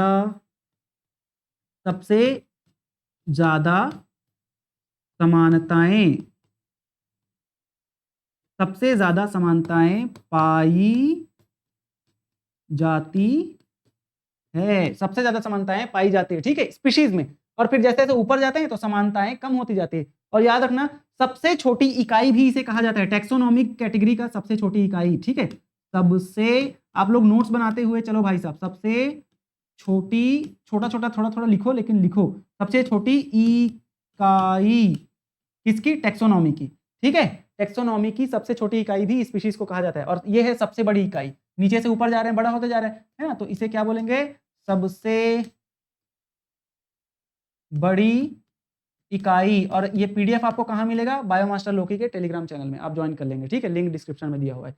तो ये आपको याद रखना है। हमको पूछा गया है कौन सी वर्गीकरण श्रेणी में ऐसे जीवों को सम्मिलित करती है जो आपस में प्रजनन कर सकती है। अब भाई स्पीशीज में रहने वाले जो जंतु है ना, वो या जंतु या प्लांट कोई भी हो सकते हैं, वो आपस में प्रजनन करके अपने जैसे बच्चे पैदा कर सकती है। लेकिन जीनस में रहने वाले, वो भाई जीनस मतलब क्या? बहुत सारे स्पीशीज को मिलाएंगे तो जीनस बनेगा, बहुत सारे जीनस को मिलाएंगे तो फैमिली बनेगी, बहुत सारे फैमिली को मिलाएंगे तो ऑर्डर, और ऑर्डर को मिलाए तो फिर क्लास, फिर बहुत सारे क्लास फाइलम, और बहुत सारे फाइलम किंगडम। तो बहुत सारे अलग अलग स्पीशीज के बीच में थोड़ी रिप्रोडक्शन होता है ना? एक कुत्ते का अलग स्पीशीज है, बिल्ली का अलग स्पीशीज है, इनको एक जीनस में मान लो रख दिए, है ना? तो कुत्ते और बिल्ली के बीच में थोड़ी रिप्रोडक्शन होता है, मतलब उनके बच्चे पैदा नहीं हो सकते ना, इंटरब्रीड नहीं होता है। तो इसीलिए इसका आंसर क्या हो जाएगा पता है? इसका आंसर हो जाएगा स्पीशीज जहां पर क्या बोला गया है? प्रजनन हो सकता है और बच्चे पैदा हो सकते हैं स्पीशीज के बीच में, मतलब स्पीशीज के अंदर जो जानवर पाए जाते हैं उनके बीच में, ठीक है, ठीक है। जानवर मतलब जैसे ये एक स्पीशीज है, तो एक स्पीशीज है मतलब क्या? इसमें सिर्फ एक ही प्रकार के जानवर होंगे, ठीक है। मतलब जैसे कुत्ते की बात करें, डॉग की बात करें, तो सिर्फ डॉग ही होंगे, है ना? उनके बीच में रिप्रोडक्शन हो सकता है और उनके बच्चे भी हो सकते हैं, तो इसका आंसर क्या हो जाएगा? स्पीशीज, ठीक। अगला क्वेश्चन देखो, मैं बहुत आराम से समझाने की कोशिश कर रहा हूं, मुझे उम्मीद है कि आप लोगों को समझ आ रहा होगा, क्योंकि ये एग्जाम जो है मैथ्स वाले भी दे पा रहे हैं, बायो वाले भी दे पा रहे हैं। अब आपने बायो बहुत दिनों से पढ़ा नहीं है तो भूल गए होंगे, इसीलिए मैं कोशिश कर रहा हूँ बायो वालों को तो ये चीज अच्छे से समझ आ रहा होगा, है ना? लेकिन मैथ्स वालों के लिए मैं कोशिश कर रहा हूँ कि थोड़ा आराम से चलते हैं और चीजों को समझते हुए चलते हैं, है ना? चलो, who was the first to use the term taxonomy? सबसे पहली बार टैक्सोनॉमिक टर्म को किसने यूज किया गया था? तो याद रखेंगे यहाँ पर APD कैंडोले। कैंडोले याद रखना, आपको याद हो जाएगा, ठीक है, कैंडोले, ये आंसर हो जाएगा हमारा, ठीक है। जो एकदम रटने वाला चीज है उसको तो भाई फटाफट कर ही लेते हैं, ठीक है। Question number 14th, which of the following was not considered a part of the three kingdom classification system proposed by Haeckel? तो याद रखना, हीकल नाम के जो साइंटिस्ट है, इन्होंने 3 किंगडम क्लासिफिकेशन को दिया है। पूछेगा, नाम पूछ सकता है, हीकल 3 किंगडम क्लासिफिकेशन किसने दिया? तो हीकल नाम के साइंटिस्ट ने दिया था 3 किंगडम क्लासिफिकेशन को, थ्री किंगडम क्लासिफिकेशन को किसने दिया था? हीकल ने दिया था। अब इसके अनुसार किसको इंक्लूड नहीं किया गया था? तो थ्री किंगडम क्लासिफिकेशन में आपका किसको इंक्लूड नहीं किया गया था? क्या प्लांटी है इसका आंसर, क्या प्रोटिस्टा है, एनिमेलिया है, या फंजाई है? तो भैया हमारा जो थ्री किंगडम क्लासिफिकेशन है ना, इसके अनुसार फंजाई को क्या नहीं किया गया था? इंक्लूड नहीं किया गया था। ठीक है, फंजाई इसका आंसर हो जाएगा। ठीक, क्या हो जाएगा आंसर? फंजाई। ठीक है, ये तीनों तो तीन किंगडम क्लासिफिकेशन में आते हैं। ठीक, चलो अगला क्वेश्चन बोल रहे हैं 15th number, what is the primary basis of Whittaker five kingdom classification? Whittaker की 5 जगत हमने देखा था शुरू में, 5 जगत, Monera, protista, fungi, animalia, Plantae, ये 5 जगत है। इस 5 जगत वर्गीकरण का प्रमुख आधार क्या है? 5 जगत वर्गीकरण मतलब किस आधार पर आर.एच. विटेकर नाम के वैज्ञानिक ने पूरे जीव जगत को 5 अलग अलग जगतों में बांटा गया था? किस आधार पर? Cell structure and body organisation, कोशिका संरचना और शरीर संगठन, बिल्कुल इसको इन्होंने लिया था। ये आधार था कि जंतुओं का सेल ऑर्गेनाइजेशन कैसा है, कोशिका कैसा है ना, कोशिका की संरचना कैसी है और शरीर का संगठन कैसा है, ये भी। मोड ऑफ न्यूट्रिशन, बिल्कुल पोषण का प्रकार भी इन्होंने लिया था। फाइलोजेनेटिक रिलेशनशिप, जगत जातिगत संबंध, इसको भी इन्होंने लिया था। तो मतलब कि इसका आंसर क्या हो जाएगा? All of the above. इन सभी कैरेक्टर्स को इन्होंने लिया था, इन सभी आधार को इन्होंने, मतलब इन सभी कैरेक्टर्स को आधार माना था 5 जगत वर्गीकरण के लिए। ठीक, अगला क्वेश्चन बोल रहा है which one of the following is a correct ascending order for linear, क्या बोला गया है? Linnaeus hierarchy. ठीक है, तो लीनियस पदानुक्रम का सही आरोही क्रम क्या है? आरोही क्रम मतलब कि आपको बढ़ते क्रम में बताना है ना, बढ़ते क्रम में। तो वही बोला ना मैं, स्पीशीज सबसे छोटा होता है, आपको बस ये याद रखना है, KPCOFGS, सबसे बड़ा ये, सबसे छोटा ये। अब देख लो, छोटे से बड़ा, भाई ये बड़ा है, फिर ये बड़ा है, फिर ये बड़ा, फिर ये बड़ा, फिर ये बड़ा, और उसके बाद ये बड़ा। तो भाई species, genus, family, order, order तक तो दिया है इसमें, तो स्पीशीज, जीनस, फैमिली, ऑर्डर यहां तक देख लेना है। स्पीशीज, फिर उसके बाद आ रहा है जीनस, ये देखो इसमें मैंने ऐसा लिखा है, यहां पर ये ऐसे लिखा है। तो स्पीशीज के बाद आता है जीनस, जीनस के बाद आता है फैमिली, और फैमिली के बाद आता है ऑर्डर। तो हमारा आंसर यही हो जाएगा। ठीक, ये तो आएगा ही नहीं, सबसे पहले सबसे छोटा तो जीनस है ही नहीं, फैमिली है ही नहीं, स्पीशीज है, लेकिन स्पीशीज के बाद सीधा फैमिली ला दिया, तो केपीसी ऑफ जीएस के अनुसार तो गलत ही है। इसको ऐसे भी याद रख सकते हो, SGFOCPK, है ना, SGFOCPK, इसको कैसे? सुनो GF, GF गर्लफ्रेंड है ना सुनो GFOCPK, उधर चलो पीके, सुनो GF उधर चलो पीके, सुनो GF उधर चलो पीके, ऐसे भी याद रख सकते हो, या केपीसी ऑफ जीएस ऐसे भी याद रख लो भाई। ट्रिक याद रखो, बन जाएगा ये क्वेश्चन। ठीक, अगला क्वेश्चन बोल रहा है which taxonomic unit is used in the biological name of an organism but not capitalised?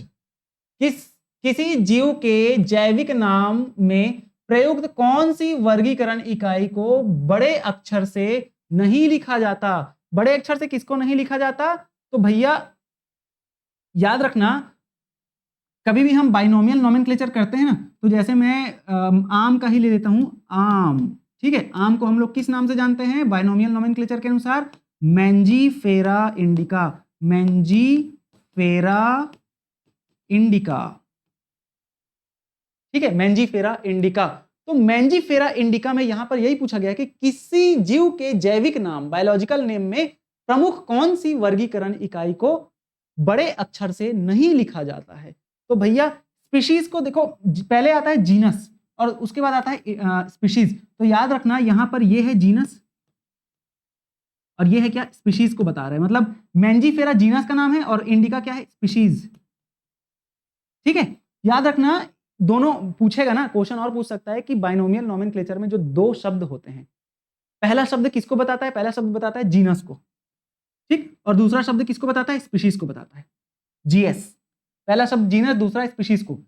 तो जीनस का तो पहला लेटर जो है वो कैपिटल में लिखा जाता है, लेकिन स्पीशीज का जो पहला लेटर है ना वो कैपिटल में नहीं लिखा जाता। तो यहां पर वही पूछा गया, जीव के जैविक नाम में प्रयुक्त कौन सी वर्गीकरण इकाई को बड़े अक्षर से नहीं लिखा जाता? तो ये स्पीशीज इसका आंसर हो जाएगा। ठीक है, स्पीशीज इसका आंसर हो जाएगा। और किंगडम क्यों नहीं होगा? क्योंकि किंगडम की तो बात ही नहीं करते हम लोग बाइनोमियल नोमेनक्लेचर में, है ना। और आपका फैमिली क्यों नहीं होगा? फैमिली की भी हम बात ही नहीं करते बाइनोमियल नोमेनक्लेचर में, लेकिन जीनस और स्पीशीज की बात करते हैं तो भाई जीनस का तो कैपिटल लेटर होता है, लेकिन स्पीशीज का कैपिटल लेटर नहीं होता। देखो इंडिका में आई छोटा लिखा है मैंने, ठीक है, तो ये आपको याद रखना है। किंगडम तो आएगा ही नहीं, जीनस नहीं आएगा, फैमिली भी नहीं आएगा। चलो हमारा आज का 18th नंबर का क्वेश्चन क्या बोलता है? Which of the following statement is true for species richness?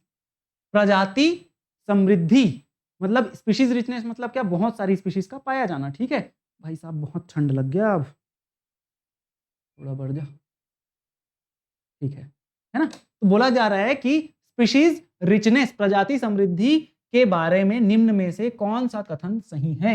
मतलब किसी एरिया में ना स्पीशीज रिचनेस की बात की जा रही है कि बहुत सारे जाति वहां पर पाए जा रहे हैं कि नहीं, उनकी बात की जा रही है।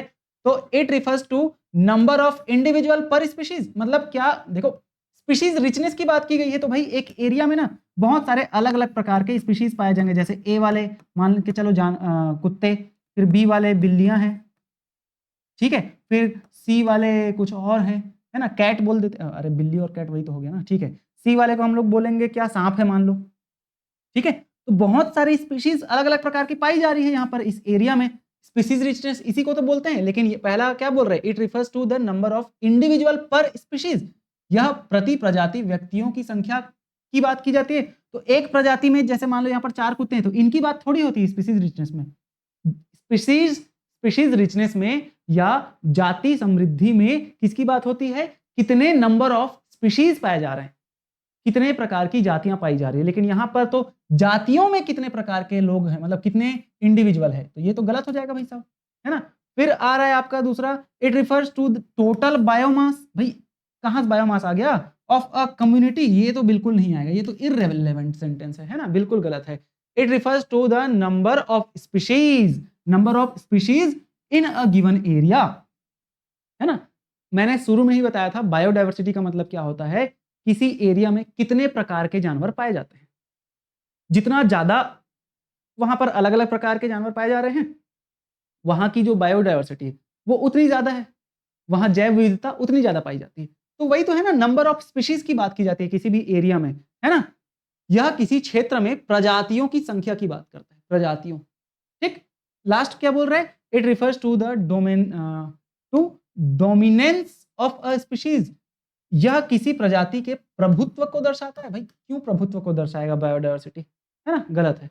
अगला क्वेश्चन क्या बोल रहा है यहाँ पर? हमारा अगला क्वेश्चन बोल रहा है, माइक वाइक सब चल रहा है ना, हाँ ठीक है, चलो अगला क्वेश्चन बोल रहा है, which organism is used as an example for incorrect classification by two kingdom system. तो यहाँ पर टू किंगडम द्विजगत प्रणाली द्वारा गलत वर्गीकृत जीव का उदाहरण क्या है? गलत वर्गीकृत जीव का उदाहरण यहाँ पर क्या है? तो यहाँ पर आपका जो अमीबा है ना, अमीबा ये गलत वर्गीकृत जीव का उदाहरण है, याद रखेंगे। अमीबा जो है गलत वर्गीकृत जीव का, एक सेकंड, अमीबा नहीं आएगा यहाँ पर, युग्लिना आएगा, ठीक है।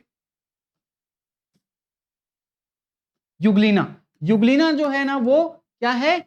गलत वर्गीकृत, गंदी वाली गलत वर्गीकृत जीव का उदाहरण है, ठीक है। अमीबा इसका आंसर होगा। अमीबा तो होता ही है, क्लेमाइडोमोनास भी होता है, पेनिसिलियम भी होता है। इसको आप क्या कर लेंगे? याद रख लेंगे, क्योंकि कंसेप्ट थोड़ा ज्यादा ही लंबा है इसका, ठीक है। चलो question number 20, in which kingdom of Whittaker's classification are methanogens placed?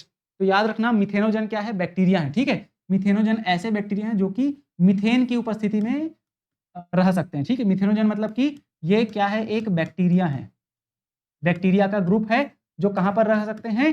CH4, मतलब कि मीथेन प्रोड्यूस करने वाले बैक्टीरिया होते हैं, ठीक है। मीथेन प्रोड्यूस करने वाले बैक्टीरिया, और ये मीथेन प्रोड्यूस करने वाले बैक्टीरिया कहां पर रहते हैं? बायोगैस में रहते हैं, याद रखना। बायोगैस जानते हो ना, है ना, बायोगैस 10 साल पहले हमारे यहाँ हुआ करता था, 10 नहीं 15 साल पहले हमारे यहाँ हुआ करता था बायोगैस। गोबर गैस जिसे कहा जाता है ना, बायोगैस, गोबर गैस, गोबर गैस। तो उसकी टंकी में जो बैक्टीरिया पाए जाते हैं वो मिथेनोजेंस होते हैं, जो क्या करते हैं? मीथेन गैस प्रोड्यूस करते हैं। और यही मीथेन गैस को क्या करता है फिर? बायोगैस, मतलब उसी मीथेन गैस को हम लोग हमारे किचन के चूल्हे में जलाते हैं, ठीक है। वही मीथेन गैस है जो जलता है, जिससे हमारा खाना बनता है ना। तो यहाँ पर मोनेरा के अंतर, देखो बैक्टीरिया की बात हुई तो बैक्टीरिया को तो सीधा सा मोनेरा के अंतर्गत रखा गया है, प्रोटिस्टा, फंजाई ये सब नहीं होगा, ठीक। अच्छा एक सेकंड, एक सेकंड, एक सेकंड, मोनेरा तो इसका आंसर होगा ही होगा, लेकिन आर्की बैक्टीरिया भी इसका आंसर होगा, क्योंकि आर्की बैक्टीरिया तो मोनेरा में आता ही आता है। ठीक है, आर्की बैक्टीरिया तो मोनेरा में ही आता है, तो भैया यहाँ पर ना दोनों इसके आंसर हो जाएंगे, है ना, आर्की बैक्टीरिया। लेकिन अगर आपको क्वेश्चन ऐसा दे दे जिसमें 2 आंसर है, तो आपको स्पेसिफिक को लगाना है, मतलब ज़्यादा अच्छा आंसर कौन सा है, तो आर्की बैक्टीरिया, क्योंकि जो हमारे मिथेनोजेंस होते हैं ना, वो आर्की बैक्टीरिया मतलब एनारोबिक बैक्टीरिया होते हैं। ये जो बैक्टीरिया है ना, ये कैसे बैक्टीरिया होते हैं, एनारोबिक। एनारोबिक मतलब अवायवी, एनारोबिक, एनारोबिक मतलब कि अवायवीय।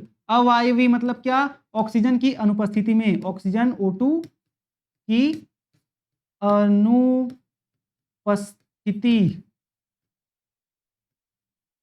में जिंदा रह सकते हैं। ठीक है, ऐसे बैक्टीरिया हैं ये। एना मतलब वो क्या क्या नाम है इनका, मिथेनोजेंस। ठीक है, तो एना जो आर्की बैक्टीरिया है ना, आर्की बैक्टीरिया या आर्द्र बैक्टीरिया, आर्द्र जीवाणु, ये ऐसे कंडीशन में पाए जाते हैं जहां पर कंडीशन एकदम खराब होता है, हार्श कंडीशन, एक्सट्रीम कंडीशन में पाए जाते हैं ये। तो ये भी भाई बिना हवा के, बिना ऑक्सीजन के रह रहे हैं, है ना, तो ये आर्की बैक्टीरिया इसका आंसर हो जाएगा, लेकिन मोनेरा भी इसका आंसर होगा। चलो अगला क्वेश्चन बोल रहा है हमारा आज का 21 नंबर का question, which of the following is not a characteristic of Archie bacteria. Archie bacteria का निम्नलिखित में से कौन सा आर्की बैक्टीरिया की विशेषता नहीं है। मैंने अभी जस्ट बताया आर्की बैक्टीरिया के बारे में। आर्की बैक्टीरिया ऐसे जीव होते हैं जो बहुत खतरनाक एक्सट्रीम कंडीशन में पाए जाते हैं, मतलब टेम्परेचर है तो एकदम ज्यादा टेम्परेचर, है ना, या तो एकदम कम टेम्परेचर, बीच में नहीं पाए जाते, ये खतरनाक वाले एरिया में पाए जाते हैं, एकदम अजीब एक्सट्रीम कंडीशन में। ठीक है, तो देखो यहां पर present of peptidoglycan in cell wall, यही हमारा गलत है, क्योंकि सेल वॉल जो है ना इनकी पेप्टाइडोग्लाइकेन की नहीं बनी होती, इनकी जो सेल वॉल बनी होती है ना, ये स्यूडो, मैंने बताया था स्टार्टिंग में ही, ठीक है, स्यूडो पेप्टाइडोग्लाइकेन, स्यूडो पेप्टाइडोग्लाइकेन। ठीक है, याद रखेंगे आप क्या, PSEUDO, स्यूडोपेप्टाइडो, स्यूडोपेप्टाइडो। ठीक है, क्या याद रखेंगे, स्यूडो पेप्टाइडो ग्लाइकेन, स्यूडोपेप्टाइडोग्लाइकेन की बनी होती है इनकी सेल वॉल। ठीक है, आर्की बैक्टीरिया की। तो ये तो गलत हो गया भाई साहब हमारा, है ना। Ability to live in extreme condition, बिल्कुल सही है, ये अत्यधिक परिस्थितियों में जीवित रहने की क्षमता होती है, ये तो सही लग रहा है हमको। ठीक है, अगला बोल रहा है हमको कौन सी बात पता करनी है, गंदी बात पता करनी है। ठीक है, इज नॉट अ कैरेक्टरिस्टिक्स, मतलब कौन सा गलत है ना, तो ये बात गलत है, हमारा आंसर तो यही हो जाएगा, लेकिन आगे भी पढ़ लेते हैं, ये तो सही है दूसरा वाला। मिथेनोजेनेसिस, बिल्कुल मीथेन संश्लेषण करते हैं, अभी जस्ट हम लोग बात की मिथेनोजेंस की बात की है। ठीक है, जो CH4 बनाते हैं, मीथेनोजेंस। ठीक है, ये मीथेन गैस बनाते हैं, और मीथेन गैस बनाने वाले जो बैक्टीरिया है मिथेनोजन, जो कि अवायवीय बैक्टीरिया है, एनारोबिक बैक्टीरिया है, जो ऑक्सीजन की अनुपस्थिति में रह सकते हैं। Presence of ether linked lipid, बिल्कुल ये भी पाया जाता है इनमें। ठीक है, तो ये तीनों सही हैं, लेकिन सबसे पहला वाला इसका गलत है, तो आंसर यही हो जाएगा, हमको गलत पूछा गया था। ठीक है, question number 22, mycoplasma differ from other monerans because, mycoplasma जो है अन्य मोनेराओं से भिन्न होता है। माइकोप्लाज्मा ना किसमें पाया जाता है, मोनेरा के अंतर्गत ही रखा गया है, और ये दूसरे मोनेरंस से, मतलब मोनेरा में रहने वाले जो और बहुत सारे जानवर हैं, जानवर मतलब ऑर्गेनिज्म है, उनसे कैसे अलग है। तो it lacks a cell wall, it is multicellular. भाई इट इज मल्टीसेलुलर, बिल्कुल नहीं। मल्टीसेलुलर तो भाई मोनेरा की खास बात ही यही है कि उसमें एक कोशिकीय जीव है, एक कोशिकीय। याद रखना मोनेरा में, हमेशा याद रखना मोनेरा में किसको रखा गया है RH विटेकर के द्वारा, यूनी सेल्यूलर, और किसको रखा गया है, and prokaryotic, unicellular and prokaryotic जंतुओं को या ऑर्गेनिज्म को रखा गया है। तो भाई यहां पर मल्टीसेलुलर तो आएगा ही नहीं, क्योंकि बोल रहा है ना माइकोप्लाज्मा मोनेरा में है, लेकिन मोनेरा में पाए जाने वाले और भी ऑर्गेनिज्म हैं, उनसे कैसे अलग है ये बोल रहे हैं। तो मोनेरा में माइकोप्लाज्मा को रखा गया है, एक कोशिकीय है तभी तो रखा गया है, लेकिन यहां पर तो मल्टीसेलुलर बोल दिया, गलत हो जाएगा। इट परफॉर्म्स फोटोसिंथेसिस, भाई साहब कहां से फोटोसिंथेसिस करेगा, नहीं करता ये भी गलत है ना। It has a membrane bound nucleus, भाई मोनेरा में तो प्रोकैरियोटिक को रखा गया है, और प्रोकैरियोटिक में न्यूक्लियस नहीं पाया जाता, नो न्यूक्लियस। ठीक, नो न्यूक्लियस, केंद्रक नहीं पाया जाता, तो ये भी गलत हो जाएगा। हमारा आंसर क्या है, पहला, इट लैक्स सेल वॉल, मतलब कि इनके पास में सेल वॉल नहीं पाया जाता। लेकिन जितने भी मोनेरन्स है ना, चाहे बैक्टीरिया हो चाहे आर्की बैक्टीरिया हो, उनके पास कोशिका भित्ति पाई जाती है, बट माइकोप्लाज्मा के पास कोशिका भित्ति नहीं पाई जाती। ये बात आपको क्या करके रखना है, इधर डाल के रखना है। चलो अगला question, question number 23, which protist group include organism with two flagella placed at right angle in grooves.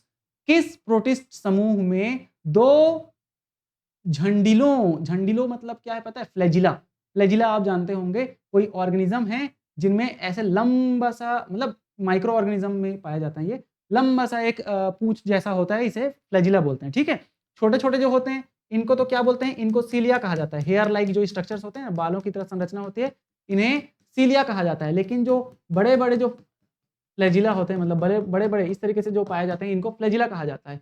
तो वही है कि प्रोटिस्टा के किस ग्रुप में फ्लैजिला जो है सबसे कैसा है बोला जा रहा है, किस प्रोटिस्ट समूह में दो झंडिलों वाले जीव होते हैं जो खांचों में समकोण पर स्थित होते हैं, है ना, खांचों में समकोण पर स्थित होते हैं, ऐसे ये एक और ये दूसरा, ऐसा समकोण 90 अंश 90 डिग्री का एंगल बनाते हैं ये, है ना। तो इसका आंसर हो जाएगा आपका डायनोफ्लैजिलेट, याद रखेंगे, दो फ्लैजिला दोनों 90 डिग्री का एंगल बना रहे हैं। ठीक, वैसे डायनोफ्लैजिलेट ऐसा नहीं होता है, मैं जस्ट यहाँ पर एक एग्जांपल दिया हूँ। ठीक है, चलो, red tides in ocean are caused due to rapid multiplication of. समुद्रों में लाल ज्वार किसके तीव्र गुणन के कारण होता है। आपने देखा होगा कभी कभी समुद्र पूरा लाल कलर का हो जाता है, खून की तरह।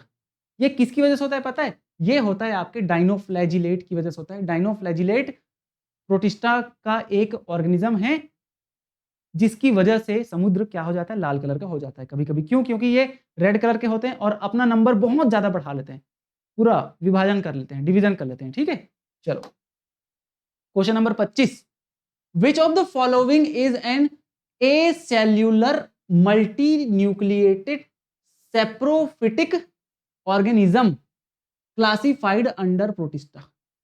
ठीक है, तो भैया यहां पर क्या बोला गया है, निम्नलिखित में से कौन सा प्रोटिस्टा के अंतर्गत आने वाला अकोशिकीय बहुनाभिकीय मृत जीवी जीव है। तो इसका आंसर आपका हो जाएगा क्या पता है, इसका आंसर हो जाएगा स्लाइम मोल्ड। क्या हो जाएगा इसका आंसर, स्लाइम मोल्ड हो जाएगा, है ना। स्लाइम मोल्ड में क्या अकोशिकीय होता है, स्लाइम मोल्ड कैसा होता है, स्लाइम मोल्ड अकोशिकीय होता है और उसमें न्यूक्लियस जो है बहुत सारा पाया जाता है। ठीक है, स्लाइम मोल्ड में न्यूक्लियस कैसा पाया जाता है, बहुत सारा पाया जाता है। स्लाइम मोल्ड में देखो यहां पर बोला गया है ना कि बहुनाभिकीय, मतलब कि मल्टी न्यूक्लियस, है ना, मल्टी न्यूक्लियस, बहुत ज्यादा न्यूक्लियस पाया जा रहा है। दूसरा क्या, मृत जीवी, मतलब ये कैसे होते हैं, ए सेल्यूलर होते हैं। सेप्रोफिटिक मतलब क्या, मृत जीवी मतलब मृत सड़े गले पदार्थों में अपना भोजन करते हैं, मृत सड़े गले पदार्थों से अपना भोजन करते हैं, इसलिए इनको सेप्रोफिटिक या मृत जीवी बोलते हैं। सेप्रोफिटिक का मतलब वही है ना, सेप्रोफिटिक या मृत जीवी का मतलब क्या है पता है, इसका मतलब है सड़े गले पदार्थों से अपना खाना प्राप्त करना, सड़े गले पदार्थों, सड़े गले पदार्थों या मृत डेड बॉडी से। ठीक है, इसको बोल देते हैं क्या, डेड बॉडी। मृत जीवी मतलब डेड बॉडी से, डेड बॉडी से पोषण लेते हैं। ये क्या लेते हैं, पोषण लेते हैं डेड बॉडी से। ठीक है, चलो ये हो गया। अगला क्वेश्चन बात करते हैं, क्वेश्चन नंबर 26, फटाफट करते हैं अब, है ना। क्वेश्चन नंबर 26 की बात कर रहे हैं, हट जा भाई। Question number 26, which one of the following fungal group contain obligate plant parasite. निम्नलिखित में से कौन सा कवक समूह अनिवार्य पादप परजीवी होते हैं।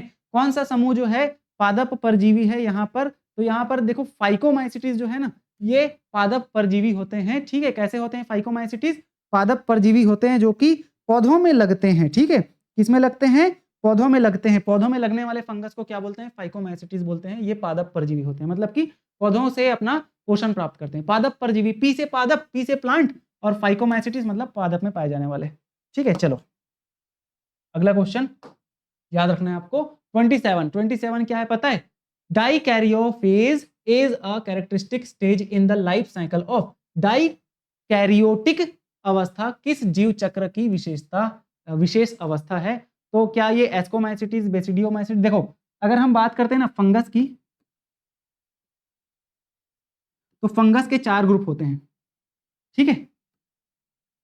एस्कोमाइसिटीज, बेसिडियोमाइसिटीज, है ना, और फाइकोमाइसिटीज, यहां पर लिखा गया है चारों, कहाँ है ये देखो, चारों यहां पर लिख दिया गया है, ठीक है। फाइकोमाइसिटीज, बेसिडियोमाइसिटीज, एस्कोमाइसिटीज और ड्यूटेरोमाइसिटीज, ठीक है। ये 4 लिखे गए हैं, PBAD। तो ये चारों ग्रुप जो है ना फंगस के अलग अलग ग्रुप हैं, मतलब फंगस को 4 ग्रुप में डिवाइड किया गया है, PBAD, फाइकोमाइसिटीज, बेसिडियोमाइसिटीज, एस्कोमाइसिटीज और ड्यूटेरोमाइसिटीज। तो यहां पर क्वेश्चन वही पूछा गया है ना कि किसमें डाइकैरियोफेज का कैरेक्टर पाया जाता है, किस वाले में। तो इसका आंसर आपका क्या हो जाएगा पता है आपको, 27वें नंबर का आंसर हो जाएगा क्या, 27वें नंबर का आंसर हो जाता है एस्कोमाइसिटीज एंड बेसिडियोमाइसिटीज, ठीक है। तो ये आंसर हो जाएगा एस्कोमाइसिटीज एंड, इसको याद रख लो बस। एस्को फंगस का 4 ग्रुप है, एस्को, बेसिडियो, फाइको एंड ड्यूटेरोमाइसिटीज। तो एस्कोमाइसिटीज और बेसिडियोमाइसिटीज में आपका डाइकैरियोफेज वाला कैरेक्टर पाया जाता है, ठीक। अगला क्वेश्चन बोल रहा है which group of fungi reproduction, sorry, which group of fungi reproduces asexually by conidia, निम्नलिखित में से कौन सा कवक समूह कोनिडिया द्वारा अलैंगिक जनन करता है। देखो ये सब क्वेश्चन ना आपको लग रहे होंगे ढंग के क्वेश्चन है, लेवल वाले क्वेश्चन है, और आपका सीजी व्यापम में ऐसे ही क्वेश्चन देने वाला है।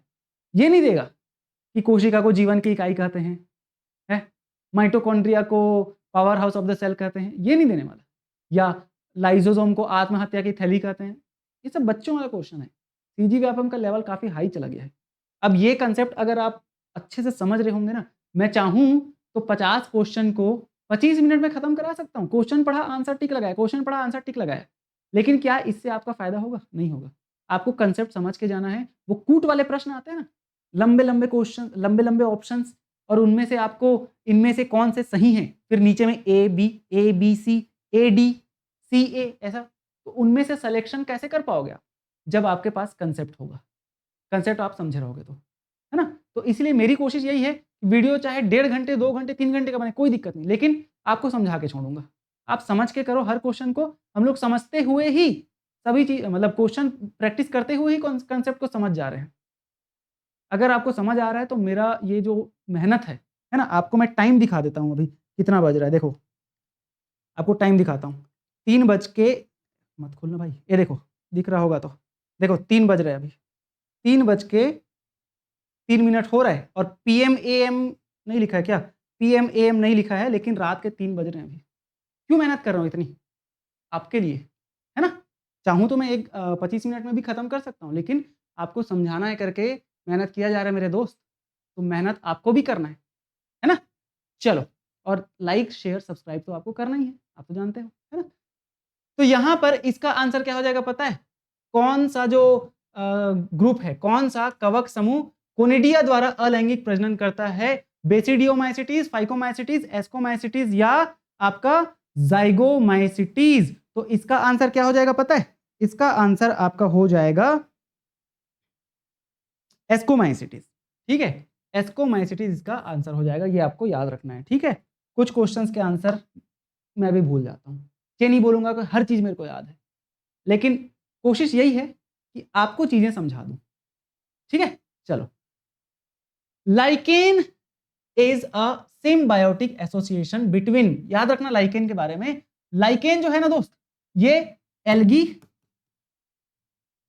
एंड फंजाई के बीच की, मतलब एल्गी और फंजाई से ही मिलकर बना होता है लाइकेन, ठीक है। याद रखना, दोनों साथ साथ जीते हैं तब लाइकेन कहलाता है ये, ठीक है। LICHEN, lichen. लाइकेन मतलब क्या, एल्गी और फंजाई जब साथ साथ रहेंगे, साथ साथ जीवन यापन करेंगे, तो उसे लाइकेन कहा जाता है। तो यहाँ पर देख लो, एल्गी और फंजाई, यही है इसका आंसर, बाकी सब गलत हो जाएगा, है ना। अगला क्वेश्चन क्या है, क्वेश्चन नंबर 30 है ना, पक्का, ठीक है। Question number 30, which division of plantae include plant with seeds but no fruit। तो प्लांटी जगत या पादप जगत का कौन सा विभाग, अच्छा डिवीजन, वाओ, विभाग मतलब कौन सा जो डिवीजन है ऐसे पौधों को सम्मिलित करता है जिनमें बीज तो होते हैं लेकिन फल नहीं होते, क्योंकि फूल नहीं होता। तो याद रखना यहाँ पर एंजियोस्पर्म में तो फूल पाया जाता है, इन्हें कहा जाता है फ्लावरिंग प्लांट। एंजियोस्पर्म को क्या कहा जाता है? फ्लावरिंग प्लांट कहा जाता है एंजियोस्पर्म को, ठीक है। ब्रायोफाइट इसका आंसर नहीं होगा, जिम्नोस्पर्म इसका आंसर हो जाएगा, क्योंकि देखो ब्रायोफाइट में तो सीड नहीं पाया जाता ना, नो सीड, इनमें भी नो सीड, बीज नहीं पाया जाता। लेकिन भाई यहां पर क्वेश्चन तो यही पूछा गया ना, जिसमें बीज होते हैं लेकिन आपका फल नहीं होता, क्योंकि फूल नहीं होता। फूल से ही तो फल बनता है ना, फ्लावर से ही तो फ्रूट बनता है।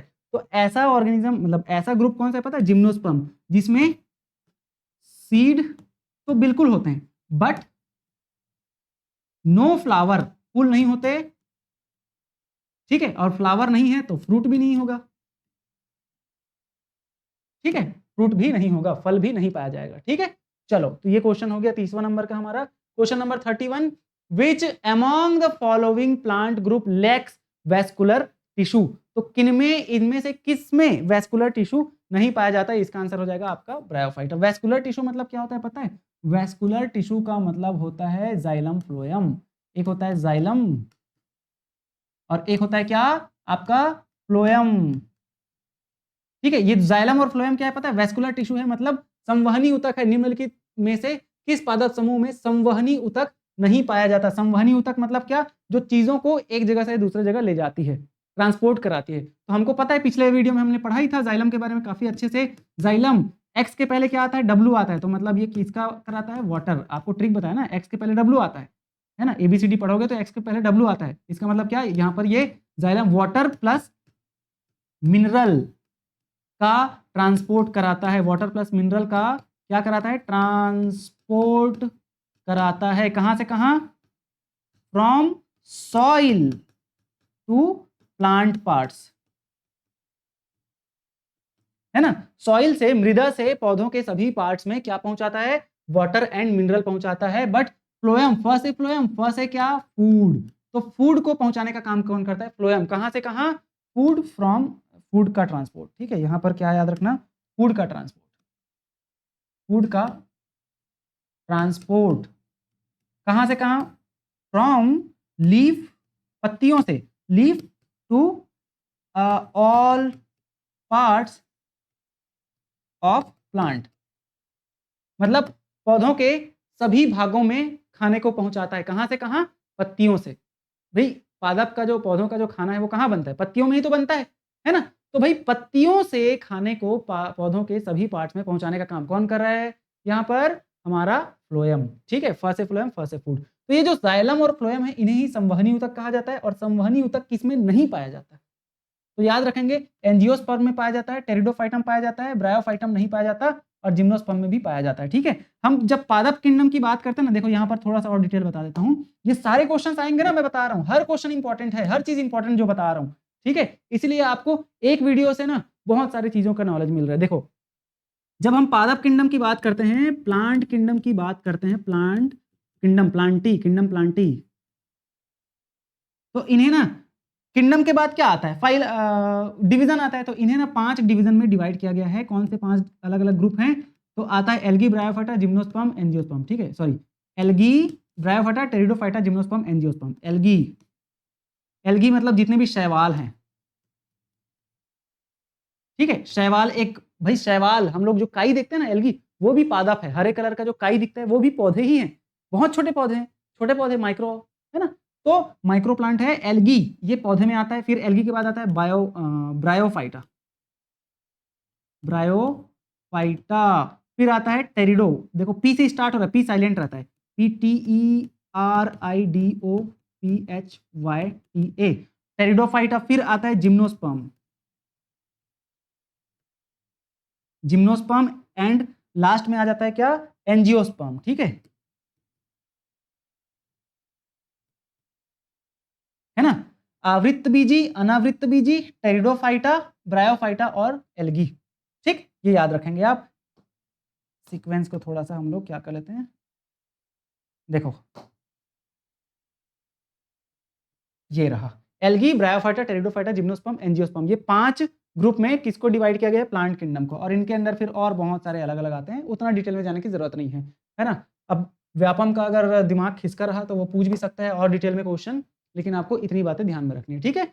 Which of the following is called amphibians of the plant kingdom. Amphibian of the plant kingdom किसे कहा जाता है? एम्फीबियन का मतलब क्या होता है भाई साहब? एम्फीबियन का मतलब होता है उभयचर, है ना। और उभयचर में आपको याद रखना है क्या? ब्रायोफाइटा, है ना। ब्रायोफाइटा को प्लांट किंगडम का एम्फीबियन कहा जाता है। एम्फीबियन मतलब ऐसे ऑर्गेनिज्म, एम्फीबियन मतलब या उभयचर मतलब ऐसे ऑर्गेनिज्म जो कि पानी तथा थल या जमीन दोनों में रहते हैं, दोनों में पाए जाते हैं। एम्फीबियन या उभयचर मतलब पानी तथा जमीन दोनों में पाए जाने वाले जंतु ऑर्गेनिज्म को क्या कहा जाता है? एम्फीबियन कहा जाता है। तो जैसे मेढक पानी में भी पाया जाता है और जल में भी पाया जाता है, वैसे ही पादप किंगडम का एम्फीबियन कहा जाता है। तो ये है ब्रायोफाइटा। मतलब ब्रायोफाइटा में आने वाले जितने भी पौधे हैं, छोटे बड़े जितने भी, वो सब एम्फीबियन कहलाते हैं, क्योंकि वो पानी में भी पाए जाते हैं और जमीन में भी पाए जाते हैं। क्वेश्चन नंबर 33 क्या बोलता है?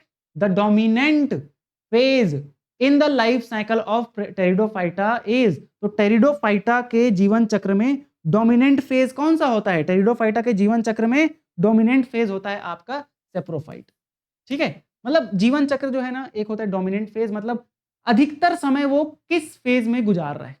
टेरिडोफाइटा प्लांट का एक ग्रुप है जिसमें जो भी पौधे पाए जाते हैं वो अपना अधिकतर जो समय है वो किस मतलब किस फेज में गुजार रहे हैं। तो ये जो सेप्रोफिटिक फेज होता है ना, ये टेरिडोफाइट का डोमिनेंट फेज होता है। मतलब टेरिडोफाइट जो है ना, वो ज्यादा टाइम तक सेप्रोफिटिक स्टेज में रहता है, गैमेटोफिटिक स्टेज में कम समय तक रहता है ना। ये है। चलो क्वेश्चन नंबर 34 क्या बोलता है? Which animal phylum has a water vascular system. देखो वाटर वेस्कुलर सिस्टम किसमें पाया जाता है पता है? सिर्फ और सिर्फ हमारे इकाइनोडर्मेटा में पाया जाता है। जब हम एनिमल किंगडम की बात करते हैं, देखो प्लांट किंगडम खत्म हो गया, अब हम एनिमल किंगडम में आ गए, ठीक है। हम लोग पूरा एक एक टॉपिक, आप छत्तीसगढ़ बोर्ड का जो 9वीं कक्षा का बुक है ना, उसको देखना, हर एक टॉपिक से मैं क्वेश्चन लाया हूं, हर एक टॉपिक से, पूरा शुरुआत से लेकर टॉपिक वाइज ऐसे क्वेश्चन आया है। आप एक बार पढ़ के देखना बुक। अगर आप लोग अच्छा कमेंट करेंगे तो मैं वो बुक रीडिंग भी कराऊंगा, है ना। बुक रीडिंग भी कराऊंगा तो उसमें आपको बता दूंगा कि देखो यहाँ से क्वेश्चन ये था करके, पूरा चीज़ बताऊंगा। बस लेकिन मैं चाहता हूँ कम से कम 20 से 30 लोगों का कमेंट आया कि सर थ्योरी वाला वीडियो भी लाओ करके, क्योंकि पिछला जो 2 चैप्टर का थ्योरी वाला वीडियो लाया हूँ उसमें आप लोगों के रिस्पॉन्स अच्छे नहीं रहे हैं, ठीक है। तो भाई मैं अगर मेहनत कर रहा हूँ तो मैं भी यही चाहूँगा ना दोस्त, कि रिस्पॉन्स आप लोग भी अच्छा करो, मतलब वो व्यूज़ अच्छे आए, ज़्यादा समय तक आप लोग उस वीडियो को देखो। मैं जान रहा हूँ कि किसी भी कॉम्पिटिटिव एग्जाम के लिए प्रैक्टिस बहुत ज़्यादा जरूरी है, एमसीक्यू सॉल्व करना बहुत ज़्यादा जरूरी है, लेकिन फिर भी जब आप थ्योरी नहीं पढ़ोगे तो एमसीक्यू कैसे बनेंगे, है ना। इसीलिए मैं कोशिश कर रहा था कि थ्योरी भी पढ़ाऊँ, पर ठीक है करेंगे, कंटिन्यू करेंगे अगर आप लोग का रिस्पॉन्स काफ़ी अच्छा रहा तो, है ना। चलो रिस्पॉन्स करना। देखो वाटर वेस्कुलर सिस्टम किसमें पाया जाता है? इकाइनोडर्मेटा में। अब हम अगर बात करते हैं एनिमल किंगडम की, जंतु जगत की,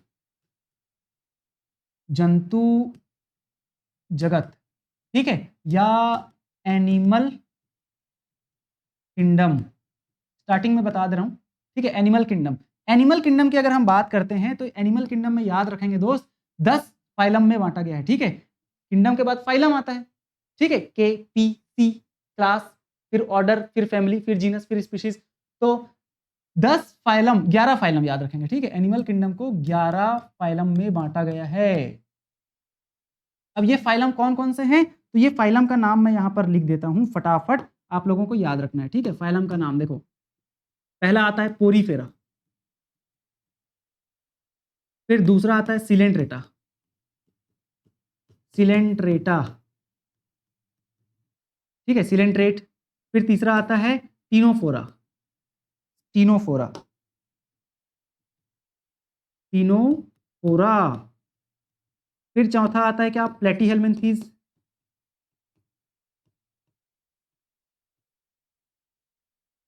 फिर पांचवा आता है क्या हमारा? एसके हेल्मिन्थीज। क्या आता है?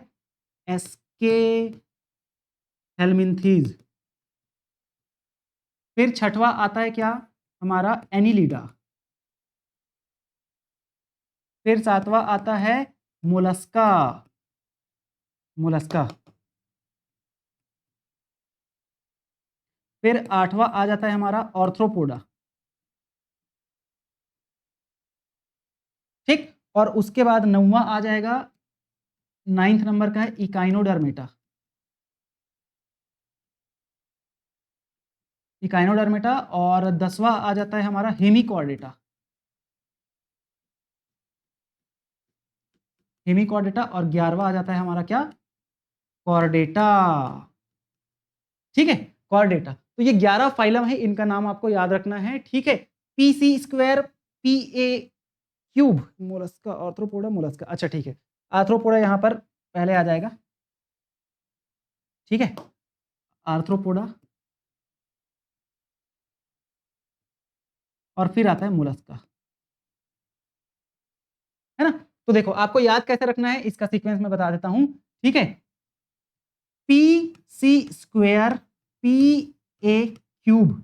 ठीक है, देखो पी सी 2 बार है तो सी का स्क्वायर, फिर पी आया, फिर ए 3 बार है तो देखो ए क्यूब हो गया, और उसके बाद फिर M E H C, M E H C, M E H C, ये आपको याद रखना है। P C square, P A cube, M E H C, ये ट्रिक है इसके सीक्वेंस को याद रखने का। सीक्वेंस यही है, सबसे लोअर एनिमल इसमें आते हैं, सबसे हायर एनिमल कॉर्डेटा में आते हैं। हायर मतलब जो कॉम्प्लेक्स है। सबसे सिंपल एनिमल पोरीफेरा में, जिनकी बॉडी सिर्फ कोशिकाओं से बनी होती है। और यहाँ पर तो पूरा ऑर्गन सिस्टम पाया जाता है। कॉर्डेटा हम लोग आते हैं कॉर्डेटा में, है ना, ऑर्गन सिस्टम। और कॉर्डेटा को भी अलग अलग 5 क्लासेस में डिवाइड किया गया है। ठीक है, वो 5 क्लासेस क्या है पता है, फिश, बर्ड, एम्फीबियन, रेप्टाइल और मैमल्स। ठीक है, fish, amphibian, reptile, bird, mammals, ये 5 क्लासेस हैं जिसमें कॉर्डेटा को 5 क्लासेस में डिवाइड किया गया है। ठीक है, तो ये चीज आप याद रखेंगे, PC square, P A cube, M E H C, ये सीक्वेंस आपको याद रखना है। ये 10 किंगडम है, सॉरी 10 फाइलम, 11 फाइलम है एनिमल किंगडम के अंतर्गत। अब इन्हीं से क्वेश्चन आता है ना, इन्हीं से क्वेश्चन आता है। यहां पर क्या पूछा पता है, वाटर वेस्कुलर सिस्टम किसमें पाया जाता है, तो इकाइनोडर्मेटा। ये देखो हमारा जो ये वाला है ना इकाइनोडर्मेटा, इसमें पाया जाता है क्या, वाटर वेस्कुलर सिस्टम। और इसी इकाइनोडर्मेटा में ही क्या पाया जाता है पता है, इसी इकाइनोडर्मेटा में रेडियल सिमेट्री पाई जाती है। रेडियल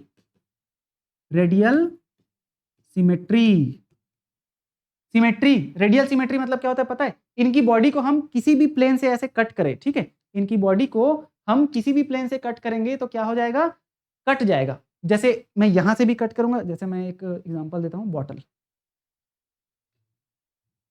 ये देखो, इस बॉटल को मैं अगर इस ढक्कन को हटा दूं, ढक्कन वैसे यहां से थोड़ा अलग निकला हुआ है, इसको मैं हटा दूं तो इस बॉटल को मैं कहीं से भी ऐसे कट करूंगा, चाहे मैं ऐसे कट करूं, चाहे मैं ऐसे कट करूं, चाहे मैं ऐसे कट करूं, चाहे मैं ऐसे कट करूं, कहीं से भी ऐसे ऊपर से कट करूंगा तो ये हर बार 2 बराबर भागों में बंट जाएगा। ठीक है, अब बॉटल ले लिए तो थोड़ा पानी भी पी लेते हैं।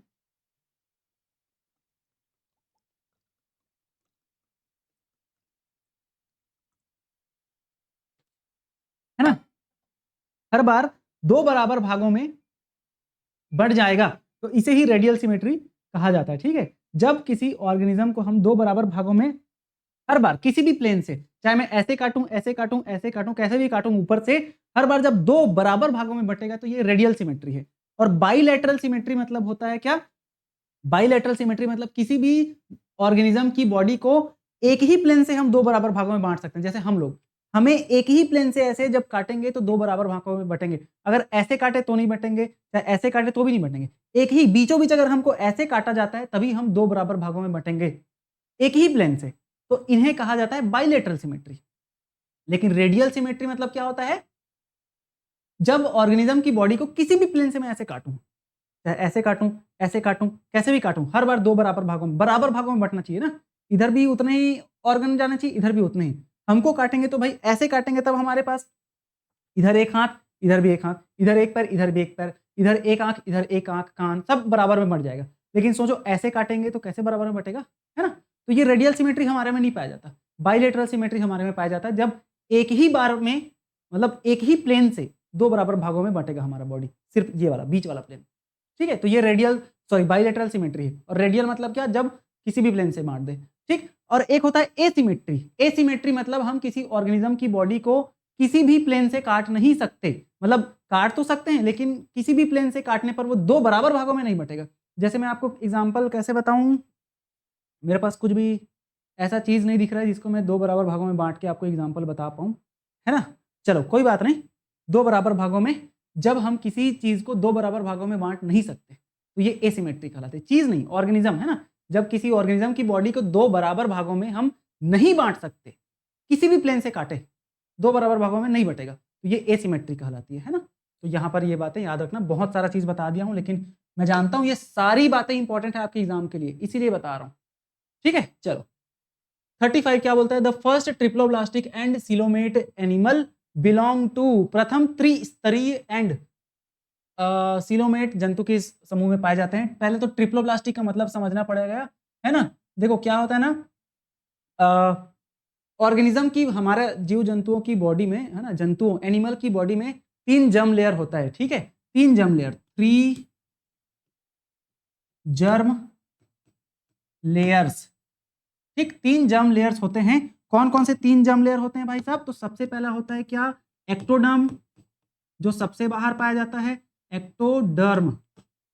ठीक है, दूसरा होता है मीजोडर्म, जो बीच में पाया जाता है, मीजोडर्म। और तीसरा क्या होता है पता है? तीसरा होता है आपका एंडोडर्म, जो सबसे अंदर पाया जाता है। एक्टोडर्म, मीजोडर्म, एंडोडर्म, ये 3 जर्म लेयर होते हैं। ठीक है, तो याद रखना जिनमें सिर्फ ये एक्टो, और देखो यहां पर मैं लिख देता हूं एक्टो प्लस एंडो। ठीक है, एक्टो प्लस एंडो बस पाया जाता है, उन्हें डिप्लोब्लास्टिक एनिमल कहते हैं। ठीक है, इन्हें क्या कहते हैं? डिप्लोब्लास्टिक एनिमल कहते हैं।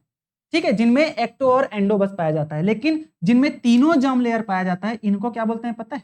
इनको बोलते हैं ट्रिप्लोब्लास्टिक, ट्रिप्लोब्लास्टिक एनिमल बोलते हैं। और ये एनिमल में ही होता है ना, प्लांट में नहीं होता है, एनिमल। ठीक, ट्रिप्लोब्लास्टिक एनिमल कहते हैं इन्हें। तो यहां पर पूछा गया है ऐसा ऑर्गेनिज्म जो ट्रिप्लोब्लास्टिक है, पहला चीज, और सिलोमेट। सिलोमेट का मतलब क्या है पता है? गुहीर, जिनकी बॉडी में खाली जगह पाई जाती है, गुहा पाई जाती है ना, यहाँ पर लिखा भी होगा।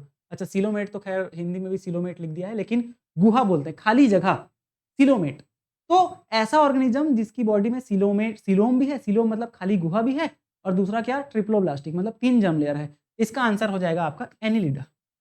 ठीक है, एनिलिडा इसका आंसर हो जाएगा, जिसमें ट्रिप्लोब्लास्टिक और, अच्छा फर्स्ट बोला गया है ना, और फर्स्ट, क्योंकि देखो ऑर्थ्रोपोडा तो बाद में आता है एनिलिडा के बाद, तो पहला एनिलिडा है, उसके बाद ऑर्थ्रोपोडा वगैरह भी हो जाएंगे। और याद रखना निमेटोडा ये नहीं होगा, और प्लेटीहेल्मिन्थेस ये भी नहीं होगा, क्योंकि प्लेटीहेल्मिन्थेस जो है ना वो एसिलोमेट में आता है।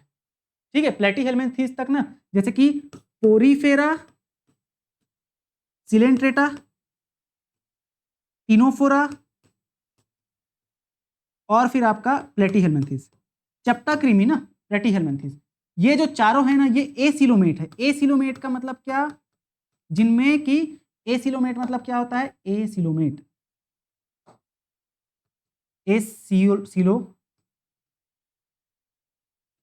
एसिलोमेट, जिनमें गुहा नहीं पाई जाती, खाली स्पेस नहीं पाया जाता, नहीं पाया जाता, गुहा नहीं पाई जाती, एसिलोमेट होते हैं ये चारों। फिर इसके बाद जो एसके हेलमिन्थेस आता है ना, वो स्यूडोसिलोमेट होता है। यहीं पर याद रख लेना, एसके हेलमिन्थेस स्यूडोसिलोमेट होते हैं। एसके हेलमिन्थेस ये कैसा होता है पता है? स्यूडोसिलोमेट मतलब थोड़ा थोड़ा गुहा पाया जाता है, ऐसा याद रख सकते हो, कम, थोड़ा थोड़ा, है ना, मतलब कंप्लीट गुहा भी नहीं पाया जा रहा है और गुहा नहीं भी पाया जा रहा है, ऐसा भी नहीं, थोड़ा बहुत तो पाया जा रहा है। ठीक है, तो इसको बोलते हैं क्या? एसके हेलमिन्थेस, जिसमें स्यूडोसिलोमेट होते हैं, स्यूडोसिलोमेट। ठीक है, इनमें एसके हेलमिन्थेस में क्या पाया जाता है? थोड़ा बहुत तो गुहा पाया जाता है, इसलिए इसको स्यूडोसिलोमेट कहा जाता है। लेकिन एनिलिडा जो है, एसके हेलमिन्थेस के बाद एनिलिडा आता है, तो ये जो एनिलिडा है ना, इसमें कंप्लीट गुहा पाया जाता है, इसलिए इसको क्या बोलते हैं? COELOMATE, सिलोमेट कहा जाता है एनिलिडा को। और याद रखना एनिलिडा सबसे पहला ऑर्गेनिज्म है जिसमें सिलोम कंप्लीट पाया जाने लगा, उसके बाद तो मोलस्का, ऑर्थ्रोपोडा ये सब में पाया ही जाता है। ठीक है, तो ये हो गया। ऑर्थ्रोपोडा इसका आंसर नहीं होगा, क्योंकि ये तो बाद में आया। और ऑर्थ्रोपोडा के बारे में एक बहुत इंपॉर्टेंट बात आपको याद रखना है कि ऑर्थ्रोपोडा जो है ना, एनिमल किंगडम का सबसे लार्जेस्ट फाइलम है, सबसे बड़ा फाइलम। बहुत इंपॉर्टेंट क्वेश्चन, सबसे बड़ा फाइलम। ठीक, सबसे बड़ा फाइलम मतलब क्या? Largest phylum. ठीक, लार्जेस्ट फाइलम है कौन सा? ऑर्थ्रोपोडा। ठीक है, ये बात आपको याद रखना है। चलो बहुत सारा बता दिया यहाँ पर भी, बढ़िया है लेकिन आप लोगों के लिए। The notochord is present in all chordates. देखो सभी कॉर्डेट्स में नोटोकॉर्ड पाया जाता है। कॉर्डेट मतलब जानते हो आप लोग, है ना? सभी कॉर्डेट्स में नोटोकॉर्ड पाया जाता है, लेकिन वो कब पाया जाता है? थ्रू आउट द लाइफ, पूरे जीवन भर नहीं पाया जाता नोटोकॉर्ड। ठीक है, हमारा रीढ़ की हड्डी है ना, यहाँ पर जब हम जन्म लेते हैं उससे पहले हम मम्मी के पेट में रहते हैं। ठीक है, मदर के पेट में जब हम भ्रूणी अवस्था में रहते हैं, एम्ब्रियोनिक स्टेज में रहते हैं, तभी बस नोटोकॉर्ड पाया जाता है और इसी आधार पर हमको कॉर्डेटा के अंतर्गत रखा गया है। ठीक है, तो नोटोकॉर्ड जो है सिर्फ और सिर्फ एम्ब्रियोनिक स्टेज में पाया जाता है। ठीक है, लार्वा हमारे में तो हो भाई, कॉर्डेटा में लार्वा पाया ही नहीं जाता, याद रखना। ठीक है, कॉर्डेटा में लार्वा नहीं पाया जाता, याद रखेंगे। ठीक है, और मे और मे नॉट बी प्रेजेंट, तो ये बिल्कुल नहीं आएगा आंसर। चलो अगला क्वेश्चन बोल रहा है 37, which one of the following is a diploblastic animal. निम्नलिखित में से कौन सा जंतु द्विस्तरीय है? देखो डिप्लोब्लास्टिक, एक होता है डिप्लोब्लास्टिक और एक होता है ट्रिप्लोब्लास्टिक। अभी जस्ट मैंने ये बात आपको बताया है। ठीक है, कहाँ है? अभी जस्ट आपको ये बात बताया है। ये देखो, ट्रिप्लोब्लास्टिक मतलब क्या? 3 जर्म लेयर पाया जा रहा है। डिप्लोब्लास्टिक मतलब क्या? 2 जर्म लेयर पाया जा रहा है। तो भाई साहब ट्रिप्लोब्लास्टिक और डिप्लोब्लास्टिक के बारे में यहाँ पूछा गया है हमको, है ना? ये देखो, which one of the following is a diploblastic animal. निम्नलिखित में से कौन सा जंतु डिप्लोब्लास्टिक है? यहाँ पर अर्थवॉर्म, ये आपके किस में आता है पता है? एनिलिडा में आता है। ठीक है, वो केंचुआ एनिलिडा में आता है, तो ये जो ट्रिप्लोब्लास्टिक है नहीं आएगा। कॉकरोच ये तो ऑर्थ्रोपोडा में आता है, ट्रिप्लोब्लास्टिक में नहीं आएगा। मेढक ये तो भाई वर्टिब्रेट में आ गया। ठीक है, तो ये भी ट्रिप्लोब्लास्टिक नहीं होगा। हाइड्रा जो है हाइड्रा जो है वो डिप्लोब्लास्टिक में आता है।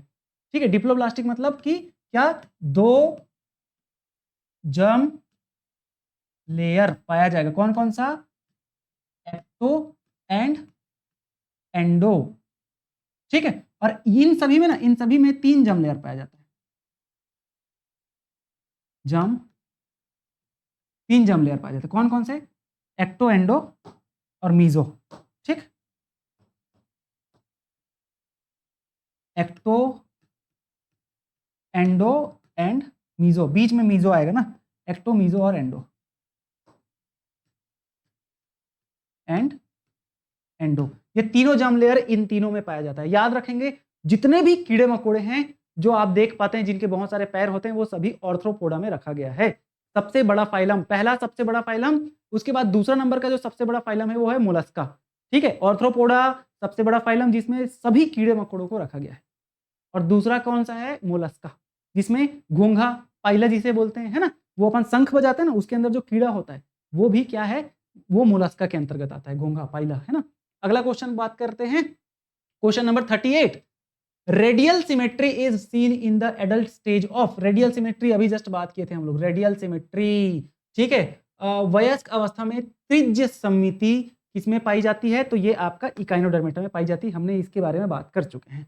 ठीक है, और ये सब में तो बाइलेटरल सिमेट्री पाई जाती है इन सभी में। ठीक है, बाइलेटरल सिमेट्री। बाइलेटरल सिमेट्री मतलब क्या? शरीर को सिर्फ एक ही प्लेन से 2 बराबर भागों में बांट सकते हैं। लेकिन रेडियल सिमेट्री मतलब क्या? किसी भी प्लेन से, चाहे ऐसे काटे, कैसे भी काटे, हर बार 2 बराबर भागों में बटेगा। तो ये सिर्फ इकाइनोडर्मेटा में पाई जाती है। ठीक है, चलो आगे बढ़ते हैं। अगला क्वेश्चन बोल रहा है हमारा 39 नंबर का क्वेश्चन, क्या बोल रहा है पता है?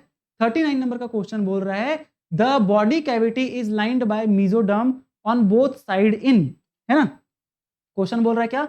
शरीर गुहा दोनों ओर से मेसोडर्म से घिरी होती है, मतलब कि सीलोमेट की बात की जा रही है। मेसोडर्म है मतलब सीलोमेट है ना। चलो आगे बात करते हैं यहां पर। अगला question, which of the following organism is a connecting link between Annelida and Arthropoda.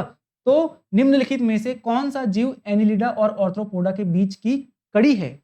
Annelida में कौन आते हैं? केंचुए आते हैं, है ना, वो क्या बोलते हैं, बारिश के दिनों में जो दिखते हैं ना, छत्तीसगढ़ी में गेंगड़वा बोलते हैं, केंचुआ। ठीक है, तो वो केंचुए जो है ना एनिलिडा में आते हैं, और आपके ऑर्थ्रोपोडा में जितने भी कीड़े मकोड़े आते हैं। लेकिन एक ऐसा जानवर है जिसको एनिलिडा और ऑर्थ्रोपोडा दोनों के बीच की कड़ी बोली जाती है, तो ये है कौन सा पता है? पेरिपेटस। ठीक, पेरिपेटस इसका आंसर है। अगला क्वेश्चन बात करेंगे आज हम ठीक है, 41 नंबर का क्वेश्चन क्या बोल रहा है भाई साहब, कुछ ज़्यादा ही ठंडा लग गया, है ना? 41 नंबर का क्वेश्चन क्या बोलते हैं? Why is binomial nomenclature preferred over common names? सामान्य नामों की तुलना में द्विनाम पद्धति को क्यों प्राथमिकता दी जाती है? हम लोग इसके बारे में बात कर चुके हैं। द्विनाम पद्धति क्यों प्राथमिकता दी जाती है पता है? क्योंकि भाई हम अगर आम को हमारे भारत में आम बोल रहे हैं तो दूसरे देश में उसे कुछ दूसरे नाम से जाना जाता है। लेकिन द्विनाम पद्धति को प्राथमिकता इसलिए दी जाती है क्योंकि आम को अगर यहाँ मैंजीफेरा इंडिका के नाम से जान रहे हैं तो उसे दुनिया के किसी भी देश में मैंजीफेरा इंडिका के नाम से ही जाना जाएगा। तो इसीलिए द्विनाम पद्धति बहुत ज़्यादा ज़रूरी है किसी भी ऑर्गेनिज्म के लिए, ठीक है? तो it is easier to pronounce. भाई मैं बताया ना, आम को आम बोलूँगा तो ज़्यादा आसानी से बोल पाऊँगा ना, मैंजीफेरा इंडिका आसानी थोड़ी है इसको बोलने में, ठीक है? यहाँ पर वही बोला गया है, इसे उच्चारित करना आसान है। द्विनाम पद्धति को उच्चारित करना आसान है क्या? नहीं, गलत है ये। कौन सा सही है ये बताना है ना। It is based on Latin which is dead language, ये तो सही लग रहा है, लेकिन और देखते हैं। It help in universal identification and classification, ये बहुत सही है, ठीक है? दूसरा वाला भी सही लग रहा है, लैटिन लैंग्वेज में ही लिखा गया है जो कि एक डेड लैंग्वेज है, ठीक है? लेकिन थर्ड वाला जो है ना वो ज़्यादा अच्छा सही है क्योंकि पूरे दुनिया भर में इसी नाम से जाना जाता है। यह सार्वभौमिक पहचान और वर्गीकरण में सहायक है। सार्वभौमिक पहचान मतलब क्या? पूरी दुनिया भर में ना हम द्विनाम पद्धति से ही जानते हैं चीज़ों को। मतलब यहाँ कुत्ते को हम लोग यहाँ कुत्ते को कुत्ते बोलते हैं, दूसरे देश में उसे कुछ और बोलते होंगे। लेकिन कुत्ते का जो साइंटिफिक नेम है ना, दूसरे देश में भी उसी साइंटिफिक नेम से कुत्ते को जाना जाएगा, ठीक है? जैसे अरहर दाल खाते हैं, उसे कैजेनस कैजान नाम से जाना जाता है। कैजेनस एक, कैजान दूसरा, 2 नाम हुए। तो कैजेनस कैजान नाम से यहाँ भी जानते हैं, दूसरे देश में भी उसे कैजेनस कैजान के नाम से जाना जाएगा। नाजा नाजा अजगर को बोलते हैं, है ना? राना टिग्रीना मेढक का नाम है, सीसमम इंडिकम, ऐसे बहुत सारे हैं, ठीक है? तो ये सब आपको ध्यान में रखना है। इट अवॉइड्स कन्फ्यूजन, भाई कन्फ्यूजन कहाँ से? ऑफ रीजनल नेम, यह क्षेत्रीय नामों के भ्रम से बचाता है। ये भी सही है, लेकिन अच्छा एक सेकंड, क्वेश्चन कौन सा बोला गया है? Why is binomial nomenclature preferred over common name, ठीक है? सामान्य नामों की तुलना में द्विनाम पद्धति को क्यों प्राथमिकता दी जाती है? बिल्कुल ये वाला हमारा सबसे बेस्ट है, सी नंबर का, ठीक है? चलो फिर बोलते हैं आगे, question 42, what does the second word in binomial name represent? ये सब हम लोग बेसिक पढ़ चुके हैं, तो फटाफट पढ़ते हैं, है ना? द्विनाम पद्धति में दूसरा शब्द किसका प्रतिनिधित्व करता है? तो मैंने बताया था, जैसे हम एग्जाम्पल लिखते हैं, आम का ही एग्जाम्पल लिखेंगे। आम का साइंटिफिक नेम क्या है? मैंजी फेरा इंडिका, ठीक है? मैंजी फेरा इंडिका ये आम का साइंटिफिक नेम है, जिसमें कि पहला वर्ड जो बताता है वो आपका बताता है जीनस को, और दूसरा वर्ड किसको बताता है? दूसरा वर्ड बताता है आपको स्पीशीज को बताता है। तो यहाँ पर क्या बोला गया है? What does the second word, ठीक है? दूसरा शब्द क्या बता रहा है? स्पीशीज को बता रहा है, ये देखो स्पीशीज इसका आंसर आ जाएगा। और ये तो पहला शब्द बताता है फर्स्ट, और ये सेकंड को। बाकी फैमिली ऑर्डर ये सब बिल्कुल नहीं होगा। हमेशा याद रखना, जीनस का जो पहला लेटर है वो कैपिटल में होगा, स्पीशीज का पहला लेटर स्मॉल में होता है, ठीक है? आगे बात करेंगे, क्वेश्चन नंबर 43 की बात कर रहे हैं। 43 बोल रहा है, which of the following is the correct way of writing a scientific name as per ICBN, ठीक है? आईसीबीएन के अनुसार वैज्ञानिक नाम लिखने की सही विधि कौन सी है? तो देखो मैंजीफेरा इंडिका का ही लिया गया है आंसर, ठीक है? ऑप्शंस, मैंजीफेरा में देखो एम तो बड़ा है, लेकिन आई यहाँ पर बड़ा है, तो ये गलत हो जाएगा। आई छोटा होना चाहिए, एम बड़ा आई छोटा, ठीक है ये सही लग रहा है। एम छोटा हो गया, ये तो गलत है। और यहाँ पर एम बड़ा है, आई भी बड़ा है, तो ये भी गलत है। ये वाला सही हो जाएगा हमारा, ठीक है? लेकिन कभी भी देखना आपके क्वेश्चन में ना ये ऐसे रहेगा, मतलब तिरछा रहेगा, ठीक है? ये मैं थोड़ा सा यहाँ पर टाइपिंग मिस्टेक नहीं है, ये थोड़ा सा ऐसे तिरछा होना था, लेकिन ठीक है कोई दिक्कत नहीं है। मैंजीफेरा इंडिका, देखो ये सब स्लाइड्स ना मेरे ही द्वारा बनाया जा रहा है, और क्वेश्चंस भी मेरे ही द्वारा बनाया जा रहा है। इतने अच्छे क्वेश्चंस है कि बिल्कुल आपके कंसेप्ट क्लियर हो रहे होंगे। स्लाइड वगैरह बनाने में भाई साहब मेहनत लगता है, लेकिन कोई दिक्कत नहीं है मेहनत। अगर इस कंटेंट से आपका एग्जाम क्वालिफाई हो जाएगा ना, आप बताओगे कि सर मज़ा आ गया, बायोलॉजी के सारे क्वेश्चन बने, उस दिन मेरा जो ये मेहनत है ना वो सफल हो जाएगा। तो मैं यही चाहता हूँ दोस्त कि आप मेहनत करो बढ़िया से, मेरे मेहनत का तो फल मुझे मिल जाएगा आपके मेहनत से। ठीक है, चलो। वैसे तो सिर्फ बायोलॉजी से आपका सिलेक्शन नहीं होना है, आपको सारे सब्जेक्ट्स को करना है, ठीक है। बट अगर आप बोलोगे कि सर मेरे बाकी सब्जेक्ट का तो नहीं पता, बाकी सब्जेक्ट में कैसा आ रहा है नंबर नहीं पता, मेरा बायोलॉजी में 20 में 20 आएगा करके जिस दिन आप बोलोगे ना, दिल से खुशी होगी मेरे दोस्त, है ना। इसीलिए बहुत जबरदस्त तरीके से आप मेहनत करो, कोई दिक्कत आती है कमेंट करके पूछो, ठीक। Who is credited for introducing binomial nomenclature. तो द्विनाम पद्धति की शुरुआत किसने की थी पता है? द्विनाम पद्धति की शुरुआत कैरोलस लिनियस ने की थी, याद रखेंगे। द्विनाम पद्धति की शुरुआत कैरोलस लिनियस ने की थी। 45वां क्वेश्चन क्या बोलता है? Which governing body sets the rule for naming plant. पौधों के नामकरण के लिए नियम कौन सी संस्था तक तय करती है? मतलब पौधों का जो नामकरण है ना, उसको गवर्नमेंट का एक संस्था है जो तय करती है कि अच्छा पौधे का नाम ये होना चाहिए। बाइनोमियल नोमेनक्लेचर ना, द्विनाम पद्धति के अनुसार पौधे का जो नाम है वो किसके द्वारा डिसाइड किया जाता है? तो यहाँ पर ICZN के द्वारा, तो याद रखना, इसका मतलब फुल फॉर्म बता देता हूँ। ICBN और ICZN का, है ना, IUCN ये सब तो इंटरनेशनल यूनियन फॉर, ये खैर ये दोनों आंसर नहीं आएगा, इसको छोड़ दो। यहाँ पर ये दोनों का हमारा लेना देना है, ठीक है। ये दोनों आपके क्वेश्चन में भी नहीं आएंगे क्योंकि दूसरे चैप्टर का है, ठीक है। ICZN मतलब क्या है? इंटरनेशनल, चलो आगे इसका है ही वैसे तो, लेकिन यहाँ पर बता देता हूँ, international code for zoological nomenclature. Zoological मतलब वही है कि ये एनिमल के लिए किया जाता है, एनिमल का नामकरण ये वाला जो संस्था है वो करता है, ठीक है। ICZN ये एनिमल के लिए, ठीक है। किसके लिए? ICZN एनिमल का नामकरण करता है, ठीक है, एनिमल के लिए। और ICBN ये करता है प्लांट का नामकरण। तो हमें प्लांट के बारे में पूछा गया, प्लांट नाम आपको फुल फॉर्म याद ही रखना है ना। ICZN मतलब है international code for zoological, Z मतलब होता है जूलॉजिकल नोमेनक्लेचर। ये क्वेश्चन आपका डायरेक्ट पूछ सकता है ना, international code for zoological nomenclature, ये फुल फॉर्म आपको याद रखना है, डायरेक्ट क्वेश्चन आ सकता है, ठीक है। ICBN का मतलब भी यही होता है ना। इसका मतलब भी मैं लिख देता हूं यहां पर, international code for botanical nomenclature, international code for botanical nomenclature, ठीक है। बी से, आई से इंटरनेशनल, सी से कोड, बी से बॉटेनिकल, एन से नोमेनक्लेचर, ठीक है। तो ये फुल फॉर्म आपको याद रखना है, बहुत इंपॉर्टेंट है, बता रहा हूं मैं, ठीक है। चलो, तो हमको पूछा गया था प्लांट के बारे में, प्लांट के लिए सेकंड वाला ऑप्शन ICBN, ठीक है। फिर which of the following name is correctly written as per binomial nomenclature. निम्नलिखित में से कौन सा नाम द्विनाम पद्धति के अनुसार लिखा गया है? ये क्वेश्चन ना गारंटी दे रहा हूं आएगा, द्विनाम पद्धति का एक क्वेश्चन तो आना ही आना है, ठीक है। पेलिस, देखो पेलिस में एफ, मैंने बताया था कि पहला लेटर बड़ा होना, पहले शब्द का पहला लेटर बड़ा, दूसरे शब्द का पहला लेटर छोटा, ये बात आपको ध्यान रखना है। तो देखो पहले शब्द का पहला लेटर ही छोटा हो गया तो ये तो आएगा ही नहीं भाई साहब, पहला लेटर छोटा। देखो ये कहां से, पहला लेटर बड़ा है दूसरा लेटर छोटा है, ये सही लग रहा है। पहला लेटर बड़ा दूसरा लेटर बड़ा, ये गलत हो गया, ठीक है। पहला, अब ये तो पूरा ही लेटर बड़ा हो गया तो गलत, ये आंसर हो जाएगा। बाइनोमियल नोमेनक्लेचर में ना द्विनाम पद्धति में दो नाम का होगा किसी भी ऑर्गेनिज्म का नाम, और उसमें जो पहला लेटर है ना, मतलब पहले शब्द का पहला लेटर कैपिटल और दूसरे शब्द का जो पहला लेटर है वो स्मॉल, बाकी सब लेटर तो स्मॉल है, लेकिन पहले पहले की बात कर रहे हैं, इसी में ही डिफरेंस है।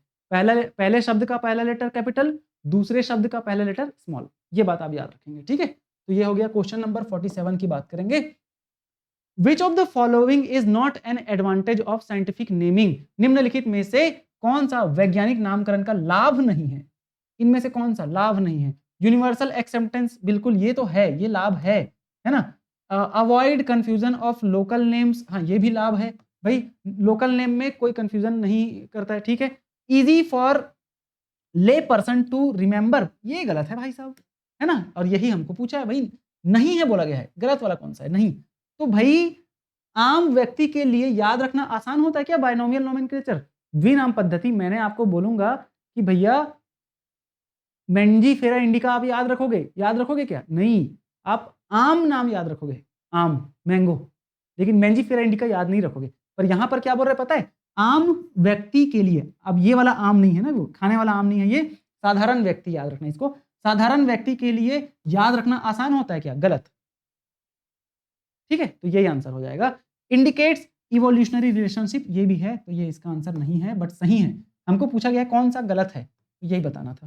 ठीक, चलो अगला क्वेश्चन बोल रहा है 48वां, in which language are scientific names usually written. ठीक है, तो वैज्ञानिक नाम सामान्य किस भाषा में लिखे जाते हैं?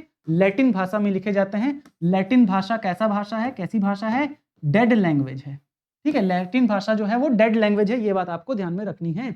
अगला question 49, the scientific name Pisum sativum. देखो यहां पर भी ना ये लिखा सही गया है, पहला लेटर, पहले शब्द का पहला लेटर कैपिटल, पहले शब्द का दूसरे शब्द का पहला लेटर स्मॉल, बट ये ना जब टाइप्ड फॉर्म में रहता है तो तिरछा रहता है, ये बात आप ध्यान रखना। ये मेरे से गलती हुई है, ये ऐसे होता तिरछा तिरछा, पाइसम सटाइवम। ठीक है, ऐसा तिरछा होता। ठीक, कोई दिक्कत नहीं, बट आप ध्यान रखेंगे तिरछा होना चाहिए, तिरछा, लेकिन पहले शब्द का पहला लेटर बड़ा होना चाहिए और दूसरे शब्द का पहला लेटर स्मॉल होना चाहिए। ये साइंटिफिक नेम है। अब ये नाम ना किसका है पता है? ये नाम आपको याद रखना, ये नाम जो है हम हरा हरा जो मटर खाते हैं, मटर, पी जिसे बोलते हैं, PEA, इसका साइंटिफिक नेम है। मटर का साइंटिफिक नेम पाइसम सटाइवम है।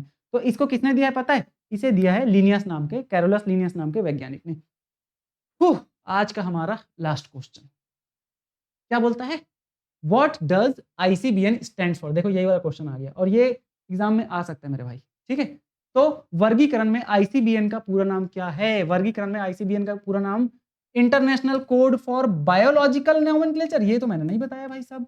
International code for botanical nomenclature, ये हो जाएगा आपका आंसर। ठीक है, international code for botanical nomenclature, ये आंसर हो जाएगा। ठीक है, international code for botanical nomenclature, international code of नहीं होगा। ठीक है, एक सेकंड, इंटरनेशनल, अच्छा सॉरी सॉरी सॉरी, ये भी नहीं होगा, दूसरा भी नहीं होगा। ठीक है, कोड है ना, कोड सी याद रखना आपको, code, international code of botanical nomenclature.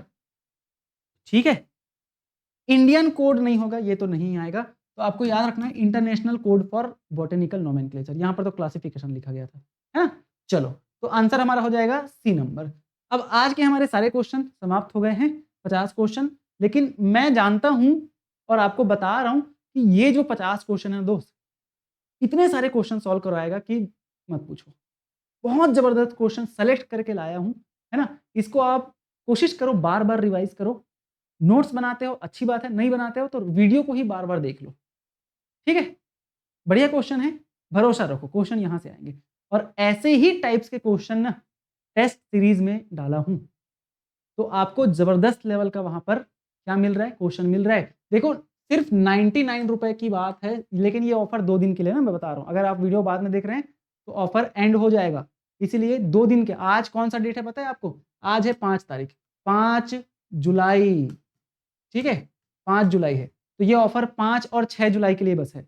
बाद में नहीं बोलना कि सर आपने वीडियो में तो बोला था करके, बहुत सारे लोग बोलते हैं। ठीक है, तो 5 और 6 जुलाई के लिए ये ऑफर है, 99 में ये टेस्ट सीरीज आपको मिल रहा है। और इस टेस्ट सीरीज में ना 10 फुल लेंथ टेस्ट है, हर टेस्ट में 100 क्वेश्चन है।